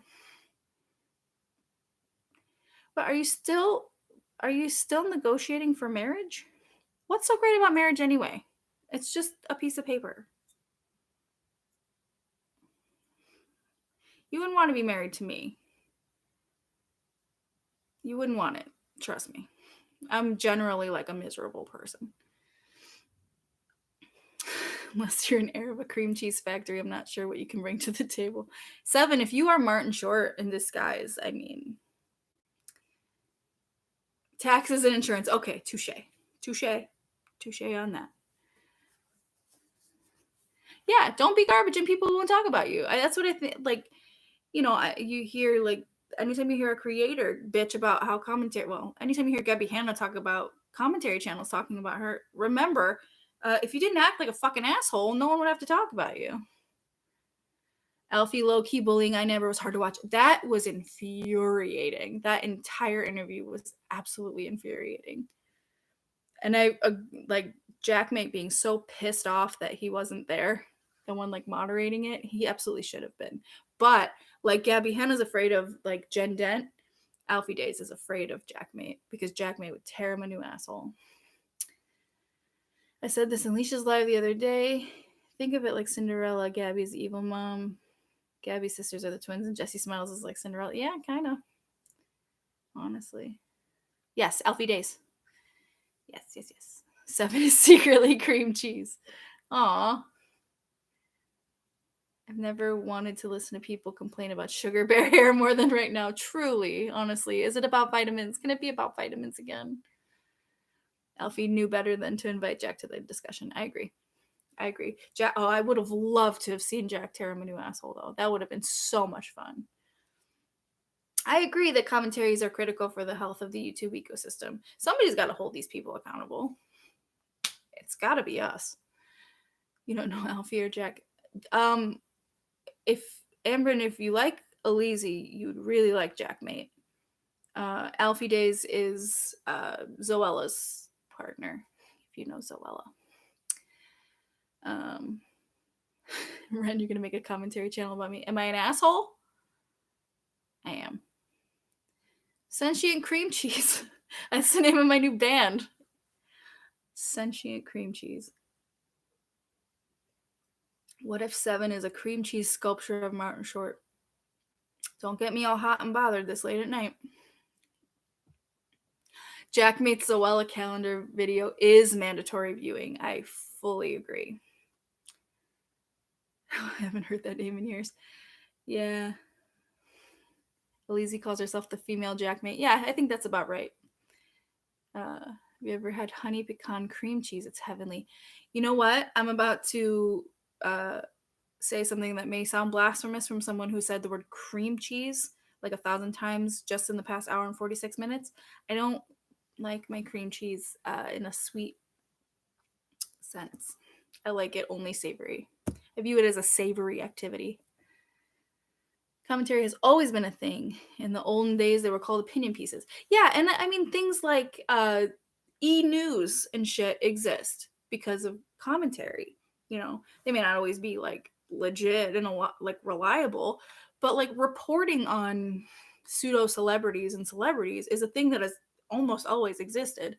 And I feel like YouTubers and like fans of YouTubers being called out are like, oh my god, like how could you talk about so and so? Like that's always been a thing in entertainment. You know what I mean?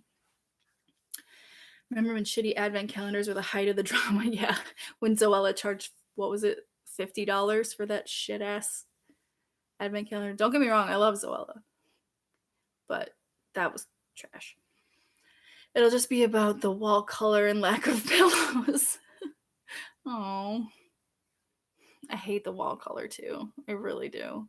And since I started filming here, I've been tempted to just like paint this portion because I would just do that.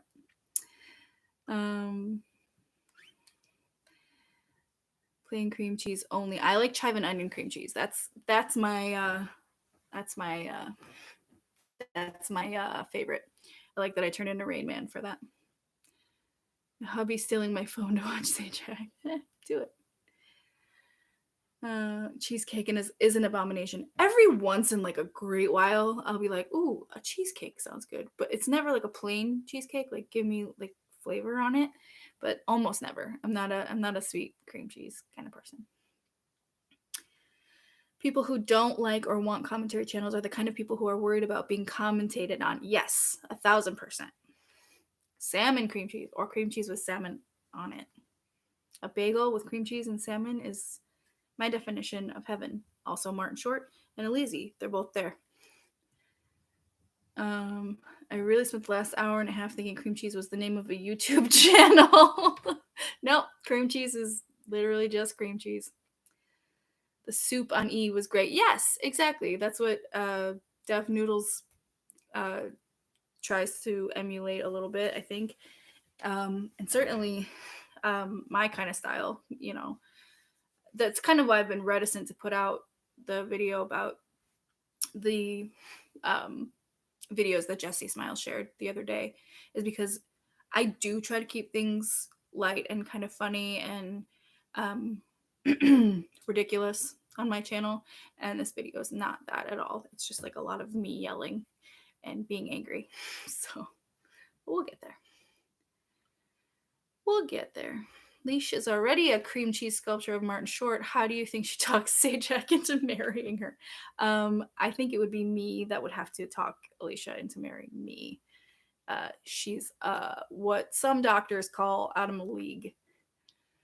I used to make butterfinger pie with cream cheese, but I never mix it up well enough so there were huge chunks of pure cream cheese that I choked down. Honestly, I'd be choking down the Butterfinger. There's a texture thing in Butterfingers for me that I can't get past. What the Buck reported on celeb dramas since the beginning of YouTube. Yes, I miss Michael Buckley on YouTube so much. He was tops. I still follow him on Twitter. He's worth every having to read. Vegetable cream cheese is peak. I'll have to try it. Came back to say hi. Welcome to Chili's. Have you been on my Instagram, Rachel? Chocolate on cheesecake or bust. Yeah. Okay. What an odd threesome. Which one? God. Broccoli. What? I have no idea what's happening here. I like that I stopped the chat for myself for like a moment, and then I have like no idea what anybody's talking about. Martin Short eating a bagel with salmon and cream cheese as he watches Alizé.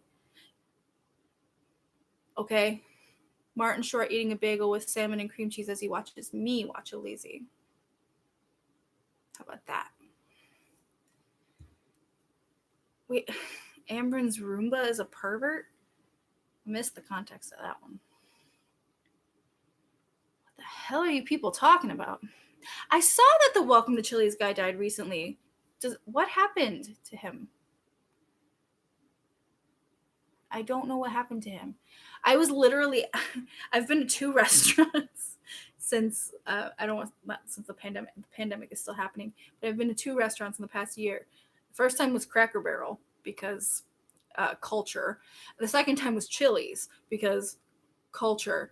And so I was at Chili's with my cousin the other night, and I literally like took a picture outside, and I was like, "Hi, welcome to Chili's," because I was at Chili's. And now every photo I've posted on Instagram since then in my stories has said, "Hi, welcome to Chili's." The family didn't want to disclose. Oh, that's a bummer. I mean, not that they don't want to disclose, but that it was clearly something sad. Go watch Amron's last TikTok. Okay, I will after this. That's really sad. I'm really sad that he died. Martin Short reacts to Fat Sajak reacts to Alizé reacts to Leash reacts to cream cheese. Oh my god. Holy shit. That's like a sensory overload. I don't know if you talked about this since I just came in and it's my first live, but do you plan on talking about any current drama with Dream, frenemies, whatever? Not that I want you to, but curious. Frenemies I might touch on. I don't know anything at all about Dream, except what I've seen Def Noodles post on in passing. But I might touch on the frenemies stuff a little bit. It's probably going to be a little behind. I don't have anything planned right this minute, so probably within the next week or so. I will fight anyone that doesn't like Butterfingers. I don't like Butterfingers. I'm sorry, Maggie. I mean, I'll fight you if you really want me to. But let me finish this. I saw Dream is a DILF trending on Twitter today and immediately closed the app. Yeah, I don't know anything about that business. Okay, I won't fight anyone. Wow, you really changed your tune there. What are you, scared?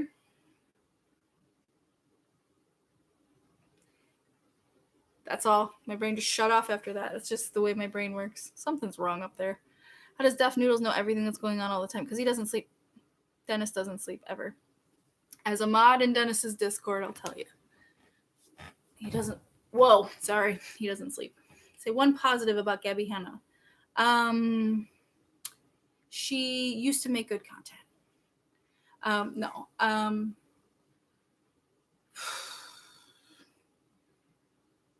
One positive about Gabby Hanna.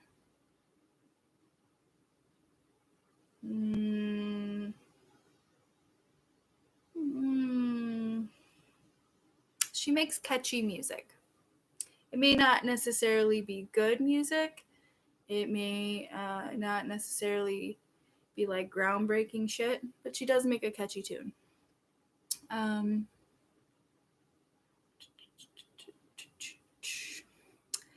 It's best to wait a little Trish drama and see how it goes down. Yeah, especially with this because they were on such a redemption, like a road to a redemption arc, and then they sort of started a spiral. I'm gonna give it time. Anna Martin, thank you for the super chat. Says Butterfingers suck. Pass it on. Yeah, I agree. Butterfingers suck. The taste is good. The texture is bad. I'm so sad about frenemies. I've avoided all of it because I'm so scared of hearing something I don't like. Yeah, and it sounds like you're probably gonna hear something you don't like. I haven't watched any of it. I've just kind of like inferred from what I've heard everybody else sort of talk about. Yes, Amron, I am a mod in Dennis's Discord. It's an incredibly dead ass Discord right now. But yeah. Yep. I've been I've sort of not known. I don't know Dennis well, but I was around before he blew up into the what is Def News Noodles 69 that we know him to be today. One positive is that she stopped making videos. That is a good positive about Gabby Henna. Is YouTube your full-time job? You're so great at it. Thank you. No, it's not my full-time job. It is my part-time job that takes a lot of my time. He follows you. Oh, Dennis? Yeah. Dennis and I mean, we've conversed. Her Atlantis cover was so heavily auto-tuned in parts, my ears bled. Yeah, it wasn't good. Thoughts on Dana Carvey? I love Dana Carvey. I don't think I've fallen down too big of a rabbit hole of like his individual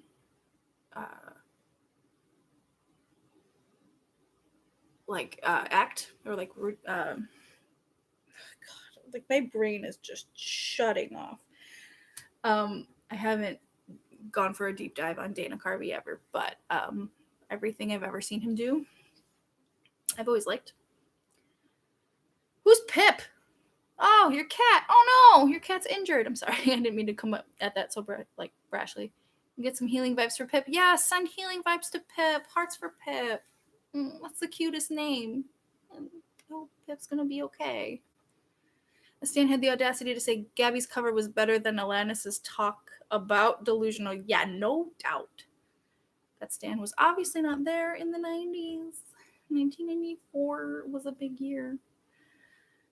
Dennis is such a cutie. Yeah, Dennis is a cutie. And he's so nice. He's such a nice guy.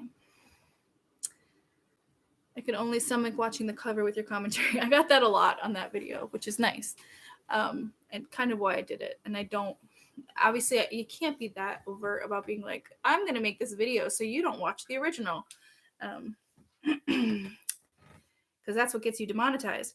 But even still, her record label is holding the copyright claim pretty tightly on that anyway. So I made it so you didn't have to watch her video. There, I said it. Are you into K-pop? No. I'm into like 4 things. That I'm not against K-pop. My best friend's 9-year-old is obsessed with K-pop. The stands are not in reality, much less in any decade. True. I feel like she didn't do enough to say that it was a cover. Like, I think she hoped her younger fans would think it was an original. Yeah, I agree. And I didn't even realize that until after the fact, because obviously I wasn't watching like the build up. But yeah, I agree. Not pointing out that it's a cover, like explicitly, to your fans who are maybe too young to remember or weren't there at all. A little shady. Bestie, do you like Taylor Swift? I'm okay with Taylor Swift. I like her as a person. Her music is it's not my go-to, but I don't mind it. So I guess I'm neutral on her music, and I like her as a person. Yeah, I am. I'm only into like 4 things. I have like 9 million playlists on Spotify, and like 95% of them have like the same songs on them. But I somehow have a very, very broad, eclectic taste in music. I was grateful to you that for sure she will not get a view from me. Yeah, good. I'm glad. Alana said the capacity for emotional maturity. Yeah, and she was really young. She was really young when she and Dave Coulier dated, right? Like really young. Not like a child, but like young.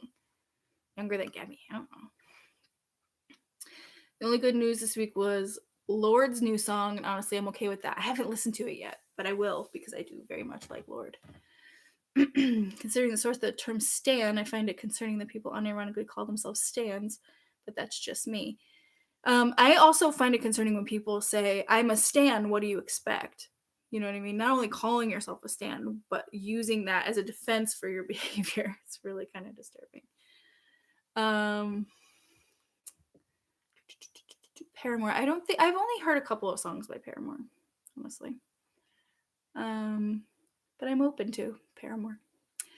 And then also talking about how it's finally the real her, but it's literally a cover. Yeah, using a cover to be like, oh God, it's this is the sound I've been looking for. Like this is really me. Like, yikes. Really you is not you. Got it. I know, Amber, and you're a Taylor Swift fan. I don't want to call you Stan because I don't know. But I know. I don't think I've given her like a long enough listen other than like this, whatever singles are on the radio. So I'd have to give her a fair try. One of these days, maybe I won't, but maybe one day I'll feel compelled to. Any word on Peyton? Is he still around or are they still together? Any sign of life? Not that I know of, not since the Stonks meme chair photo. I'm gonna go ahead and say they're probably not together, but that's just my guess. She's probably got Peyton locked in a closet, maybe. All right. Who's leaving? Danielle's leaving? Oh, good night, Danielle. Thanks for coming. I appreciate you being here. Lannis was mid-late 20s when it came out. Yeah. I thought she was a little bit younger than that, but maybe. I don't know. I could Google it, but like I just heard Creepshow deleted her Insta. Anyone know if that's true? Let's find out. Let's fucking find out, shall we? Let's do it. Live right here on this already way too long stream. Let's find out if Creepshow Art deleted her. No, she's still there. No, she's not. I lied. That was actual Creepshow. God. Get me out of here. He's been seen, yeah. Here, no one has seen him, but I promise Peyton exists. Yeah, Peyton's become like the George Glass of Gabby's life. Thanks. That's a Brady Bunch reference for playing to the kids tonight. Really disappointed about Creepshow Art. I used to be a big fan. That's what I hear. I've never seen a Creepshow Art video in my life, but not even last year. It wasn't last year when everything went down with Creepshow Art, Rachel Oates and Jimmy Snow, that whole ordeal. I decided then and there that I would never watch a Creepshow Art video. So her profile isn't loading. Interesting. Good. She should be off the internet. She's clearly got some issues. The fact that her real sound is a cover and that she tries to emulate Freddie Mercury with most of the things she does is kind of, I know you meant to say creepy, but it says crappy, and that makes me giggle. Yeah, I agree. Peter, again, I'm going to reference Peter Mon again. He made a wonderful point that she's essentially just like a leech. She just tries to pull and emulate things that she sees in other people. She has absolutely no idea who she actually is. No matter how many. No, I'm so sorry, Louise. I didn't mean to make fun of you. It looked funny to me. That's all. No. I have nothing but respect for people who speak more than one language, and I apologize. I didn't mean to make you to put you on the spot like that. But I do think that Gabby just leeches off of other people, and she really does. She just takes things that she sees in other people and tries to make it her whole personality. And I don't think there's anything inherently wrong with like taking cues and ideas and styles from other people. I don't think there's anything wrong with being influenced by other people. But when you make that your whole personality for like the next 10 minutes and then change your mind and say, well, I finally found who I am now, over and over and over again ad nauseum, that's different. Even her new art is Andrea Russett's art. Yes. Thank you, Ren, for pointing that out. Yeah, she's ripping off Andrea Russett's art with her art or whatever. And again, totally fine if like you're inspired by that person, but like you should probably say like inspired, you know, I saw Andrea Russett do this painting and I was inspired to do this painting. Like, you never look bad for giving someone credit. You know what I mean? Gabby Leachette Hannah. Yeah, she made weed her whole personality. Yeah. She's not doing that right now. Where'd that go? Where did all of your, self-medication go? It was supposed to stop with your prescribed medication, and then your prescribed medication, where's that? Because you've turned into a horrible person outwardly on the internet. What's going on? That's my question. Gabby's compared herself to Freddie Mercury, Lady Gaga, Shakespeare, Beyonce. Does that feel weird? It feels weird to me. Yeah, it feels weird to me too. And I just spit, so. This might sound dumb, but is Andrea Russett a famous artist? Or like no, Andrea Russett is a YouTuber that Gabby has been like desperately trying to become friends with for the past few years. But she paints and she does a beautiful, beautiful job. And like Gabby sort of copied her style. Like if you go to get like Andrea Russett's Instagram and then like look at the paintings that Gabby's been putting out, they are very similar. It's now finger guns, nudity, and cross eyes. Yeah, dude, honestly, the whole thing is annoying. Like, I'm just annoyed. Did you see the thing about her faking a relationship with Bo Burnham? Yeah, I thought that was more common knowledge than it actually was, because I've known about that for a very long time. And I think it's really, really, really funny. Oh, Gabby. Jesus Christ. I don't even know. Andrea Russett was the one who said Dom would fuck in that Dom DeAngelis video. Yeah. Honestly, I've said this on Twitter, and I'll say it again. Andrea Russett is what Gabby Hanna could be if she liked herself, was happy, and gave a shit about other people. And if she actually took time to work on her skills and abilities, because Andrea is also a singer and she has been taking vocal lessons for a long time and is just starting to release music after working on her vocals for a long time. So, she's been desperately trying to leech off Andrea for like a year. There are a lot of unanswered tweets, a lot of smile and nod replies from Andrea, kind of like how Trisha did in replies to text, where it's like, awesome. So Andrea, okay, her YouTube name, her name is Andrea Russett. And her, I don't know if her YouTube, like the link, it used to be like EXO Ghetto Fab Forever EXO. I don't know if she's changed it in the past couple years, but her name is Andrea Russett. She's a pretty innocuous YouTuber. She seems like a sweet girl. Did you see Christine Seidelko's tweet about Gabby Hanna bragging about dating Taylor Swift's brother and Christine just ignoring her? I want more stories from Christine Seidelko. Christine and I come from the same state, and I've always felt a nice kinship with Christine, except when she was collabing all the time with Elijah and always throwing up. That hurt me. But I think she is so fucking funny, and I would love to hear all of her Gabby stories. Andrea's had such a transformation these past couple of years. Girl is gorgeous. Yeah, I agree. I really like Andrea. I always have.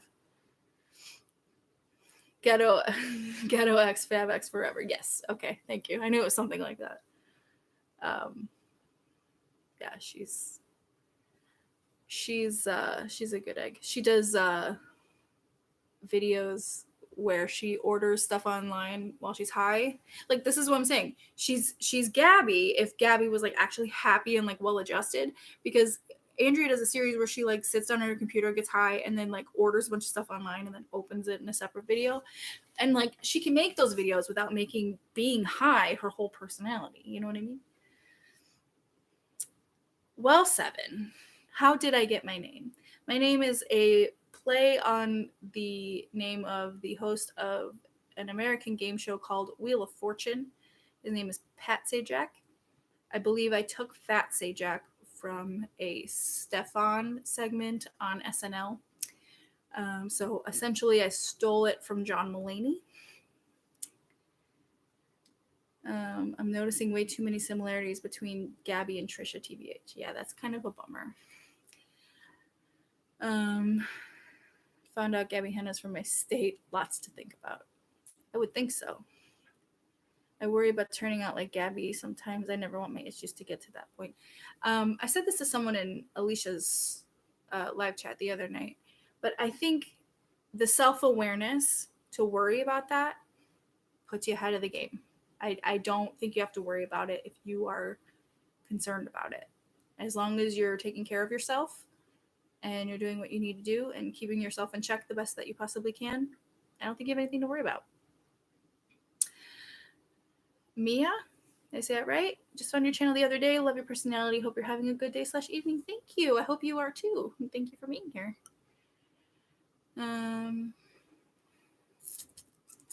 All right, we're gonna cap this off in like 10 minutes because this is a really long live stream. Let me see. Are you able to share your real first name? Nah, I'm good. Any thoughts on Millennium Mun? Weird. Really weird. That whole John Mulaney situation was weird. I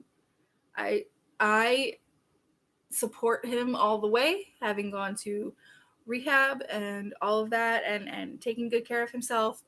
And then it was just like, we're getting divorced. I'm dating Olivia Munn. What the fuck happened? It was weird. But you know, whatever you gotta do. Trisha's only a year in recovery. They're going to have relapses in their mental health. Absolutely. I agree. I'm always sort of torn because I want to listen to the voices who are saying, like, you know, that they see through someone's bullshit. You know what I mean? Especially people of color that feel like, I always feel like, and I don't, this may feels like a backwards generalization, but I always feel like they're the most perceptive people. Like, they can see through the most bullshit, especially with people like Trisha. And I feel like I'm hearing them screaming, like, I'm seeing through this bullshit. And I don't want to ignore that because I feel like there's something to that. But I also feel like, yes, Trisha is only a year into recovery and they are going to have relapses and they are still recognizing their mental health struggles. And I don't want to discredit that either. So I think it's sort of why I'm hesitant to make Trisha Paytas videos, because I don't actually know where I stand. And I don't want to come out with a stance that I can't back up or feel 100% about. So, you know, will I make a frenemies video? Yeah, probably. But it's going to be a while. I want to make sure that I'm listening to everybody who has something to say. You know what I mean? Anna Martin says, oh, thank you for your super chat. Least favorite SNL cast members. Oh, goodness. Okay. I don't get Heidi Gardner, a current SNL cast member. Everyone talks about how funny she is, and I don't get it. She plays the same, like, 4 characters. There's no range there, and I think her timing sucks.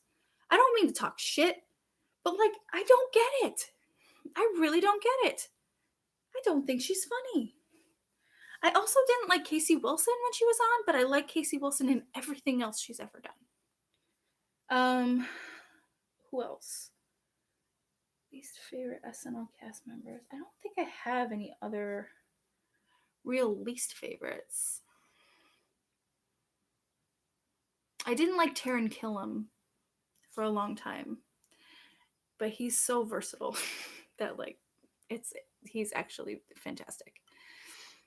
Yes, thank you, Alicia. I agree. She is like the least talented and like the most praised. Like Melissa Villas, I can't even say her last name right now. Melissa Villaseñor is so incredibly talented. I mean, her impressions, her singing, her timing, she's fantastic. And she is so underused. And Heidi Gardner is so overused. And I have to wonder if people felt that way about Kristen Wiig. Because Kristen Wiig was, as much as I adore her, and I would watch SNL if it was just Kristen Wiig, I feel like she was like very much taken in by Lorne and like pushed to the audience immediately. So I wonder if people felt like that about her who didn't perhaps find her sensibilities very funny. Taran Killam is fucking funny. I will admit that I was wrong about Taran Killam because he was so fucking funny. Is she the one with the really shrill voice? Heidi Gardner? Yeah, she's like the blonde. She's got that sibilant S thing going on. People said to Deux Moi that Kate might be leaving SNL. I heard that. Yeah, I heard that the finale, there was a lot of crying and some vague goodbyes. Yeah, I think Kate's leaving this year. My theory is that Keenan will too. I think this is going to be one of those shakeup seasons where a lot of people leave because this is the end of a lot of their contracts as well. Yeah. My partner met Kristen Wiig at a store he used to work at. She's a literal angel and so kind. I'm so sure. I love Kristen Wiig. I went through a very long period of just like adoration for Kristen Wiig because she's brilliant. I also love Adie and Cecily. I saw that right when they got cast on SNL. Adie Bryant, Cecily Strong, and Tim Robinson, who used to be on SNL and used to write for SNL, they did a showcase thing in Second City when I was working there, and it was awesome. It was really good. Keenan should have left ages ago. I love Keenan. Would you consider boxing Gabby Hanna? Would I consider boxing Gabby Hanna? No, I'm good. I'll let her fight the air. I'll be sad to see them all go, but the show needs kind of a shakeup. Honestly, I didn't watch really any of this season. It's just in a rut where I'm bored, and the writing is off, and like they don't finish sketches well, and it's just I'm just sort of disinterested lately. Which is, I mean, I've been watching SNL every Saturday night since I could remember, and it's kind of bumming me out. So, hi Lolly, how you doing, baby? I wish Sashir Zameda got more love when she was on. Me too. She was so fucking funny.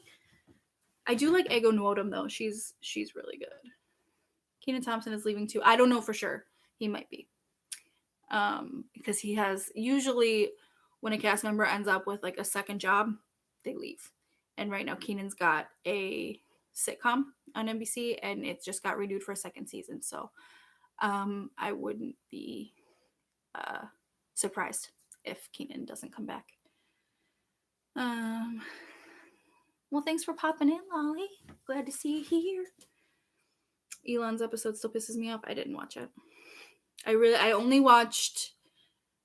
went back and watched the portion of Maya Rudolph's episode because Martin Short was in it. And then I watched like 3/4 of the Dan Levy episode. Other than that, I haven't watched any SNL this year. which again is rare for me. Maybe it's the pandemic. Maybe that whole like limited of like ability at the beginning of it. Maybe it just set me off. Maybe it's not SNL. Maybe it's me. Who has been a favorite host of yours on SNL? I found the cast member who returned as host to be so funny. I agree. When Kristen, the first time Kristen Wiig came back, that's one of my favorite episodes of SNL. I'm trying to think. Favorite SNL hosts. I mean, Christopher Walken's always a good time.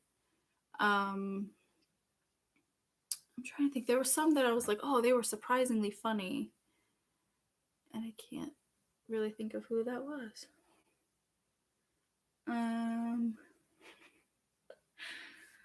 I don't know. I don't know anything about my own self anymore. Finally got around to making an Empath AF shirt. Awesome. The season finale with Anya Taylor-Joy was great. She was incredible. Was she? I always say she looks like a haunted doll. Maybe I'll go back and watch it. I like. I like that. You know what? I don't care much for Charlie Day because I feel like he just yells all the time. But I did like that episode too. That's a good season of SNL. I want In Living Color back. Hell yeah. Have I watched Girls 5 ever? No, I haven't. Should I? Did you watch 30 Rock at all? Off and on. I feel like when people ask me questions like that and I answer it honestly, I feel like blasphemous because I feel like that is something that like people would expect me to have like watched backwards and forwards, but no, I've watched bits and pieces. And I like it, but it takes so much for me to sit down and like watch anything, to be honest with you, except the Steve Martin and Martin Short special that I fall asleep to every night. Parks and Rec, same thing. I've watched itty bitty bits of season here and there. And that's about it. It's the Tina Fey humor. I love Tina Fey. I really do. It's not out of like a disinterest. It's just like out of never having time. That's all. Hi, Messina 1. It's okay. Did you watch Kimmy Schmidt? No, I've never watched Kimmy Schmidt. Is he in the first season? Well, I'll have to watch Kimmy Schmidt. Wings, like the show from like the 90s, 80s, 90s. I remember Wings. I always end up rewatching comfort shows. Yeah, that's me. I love John Mulaney as a host of SNL. Yes, that's definitely a good one. I too love Amy Poehler. Alec Baldwin is a horrible person, according to whom? Yeah, I watch the same 5 shows over and over. Me too. What are your comfort shows? Tell me about your comfort shows. Mine are Golden Girls, Gilmore Girls, not Gossip Girl, despite the alliteration. Love. Kids in the Hall, SCTV. Usually used to be SNL. That's about it. I like watching old TV shows. SCTV is a big one. If I'm like having like a panic attack or I'm just like in a bad mood, or Schitt's Creek. Y'all, those of you who have seen Schitt's Creek need to bother Alicia to watch Schitt's Creek because she hasn't seen it. Wait, I had to throw what out. Talk to me. Oh, because of Perfect Strangers. I loved Perfect Strangers. Dinner Lobster is constantly in my recommended, even though I watched it 1,000 times. Dinner Lobster is funny as hell. Golden Girls.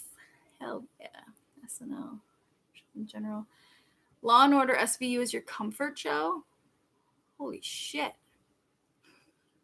I so missed the bus on like all of those like watching. I know like Amber and Alicia and a lot of people like watch like true crime shows and all that shit. I can't do that shit. That shit will send me into a panic attack. Even SVU, I can only watch a couple episodes of that and I'm like, yeah, I'm done. Like, although there was an episode with Martin Short. Google the absolute horror stories that people have when they've met him. Oh, Alec Baldwin? Really? Interesting. I believe it. The Good Place, It's Always Sunny, Jeopardy, Futurama. I love Jeopardy. I've tried so hard over the years to like It's Always Sunny. I'll try it again. I'm going to try it again. because like on paper it seems like a show that I would love, you know, these horrible people doing these horrible things. But like it's never been something that I've enjoyed, and I'm so bummed about it because I want to like it so much. So I'll have to give it another try. Parks and Rec, Gilmore Girls, Friends. Yeah, Friends is a good comfort show. Martin Short plays Dr. Fromp. Season 1, episode 4. Okay. That's what I'll watch after this. I still have no idea what Gossip Girl is. Does anyone really? The Nanny. Hell yeah, The Nanny. I love The Nanny. Fantastic. Buffy, Dragon Ball Z, Everybody Hates Chris, Star Trek, Bob's Burgers. I love Linda. Linda and Jean. I would just watch a whole show of Linda and Jean. Community, Parks and Rec, Friends, Veronica Mars, Jeopardy, Gilmore Girls. I like that Jeopardy is on a lot of these lists. Schitt's Creek is amazing. Gilmore Girls, Office, Modern Family, Brooklyn Nine-Nine, Grey's Anatomy. Nice. Just because it never ends. I don't get Grey's. It is A Good Place. I've seen a few episodes of Good Place. It seemed good. It's got Ted Danson in it, right? Have I seen Letterkenny? Yes, I have. Golden Girls, Prodigal Son, and The Nanny. I love The Nanny love up in here. Eric Andre show. Oh, which makes me want to say The Kroll Show is a fantastic comfort show. Schitt's Creek and The Good Place are two of my faves. Yes, Alicia, watch Schitt's Creek, please. I know you don't have time right now, but make time. It's worth it. Letterkenny, Law and Order definitely isn't comfy. Yeah, that's my assessment. Doctor Who 2005, X-Files. More like Olivia Benson is my comfort character. Okay, I got you. Where do we go? His wife faked. I was trying to figure out what the context was for that. His wife faked being Spanish. We're back to Alec Baldwin. Gotcha. Bob's Burgers, Seinfeld, Bob's Burgers. A lot of Bob's Burgers love in here. Love that. Designing Women. Hell yeah. Cool. Delta Burke brings you comfort. Love that for you.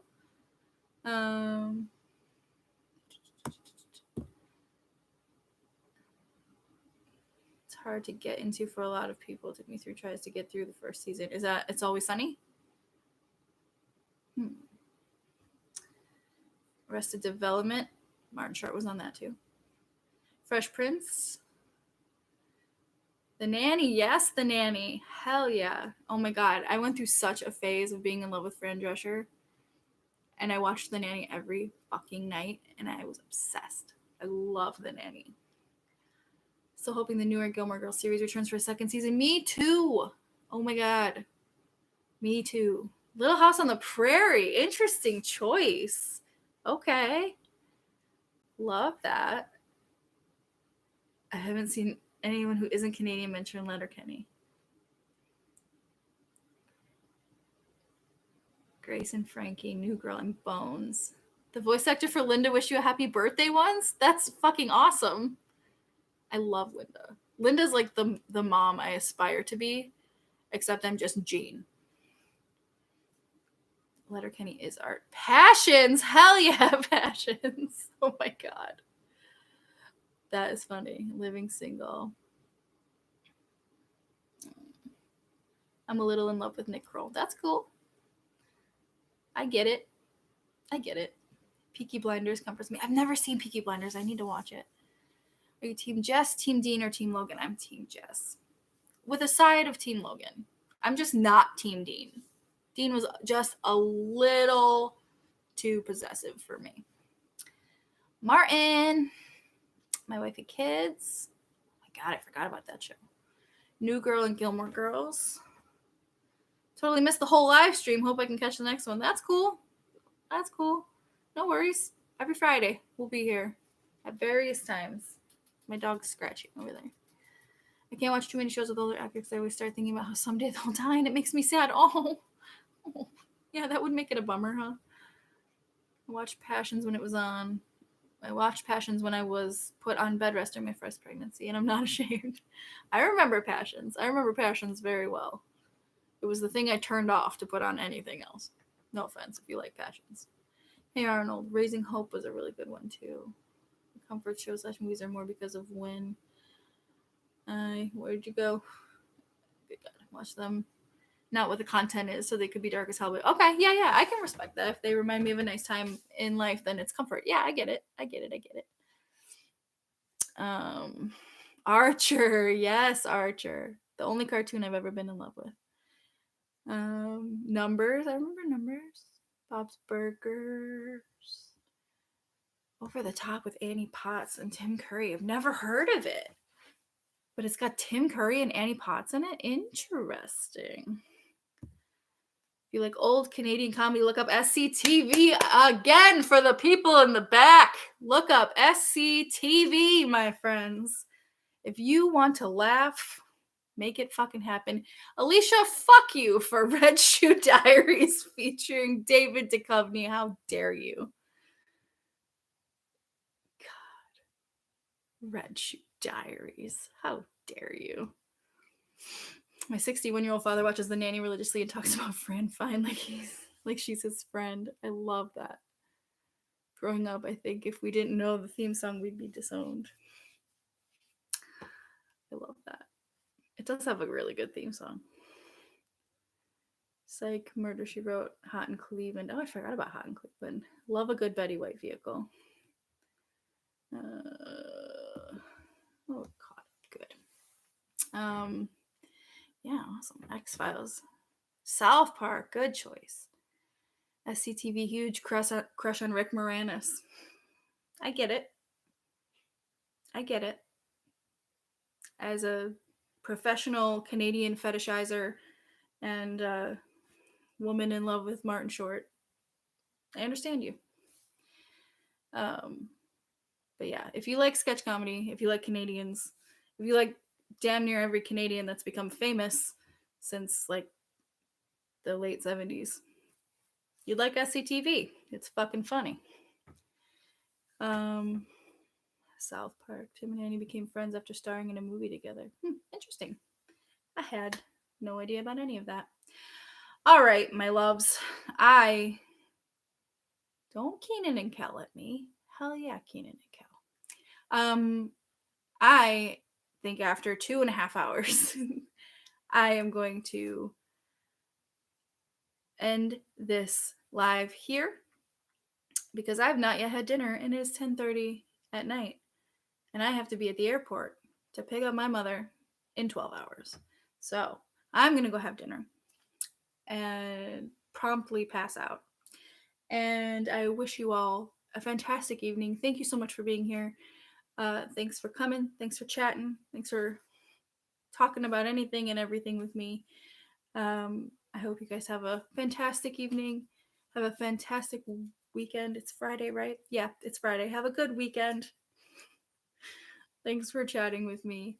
And damn it, dog. I will see you guys next Friday for a live, later this week for a video, and over on Twitter and Instagram where I'll just tell you that I'm welcoming you to Chili's. So have a good night,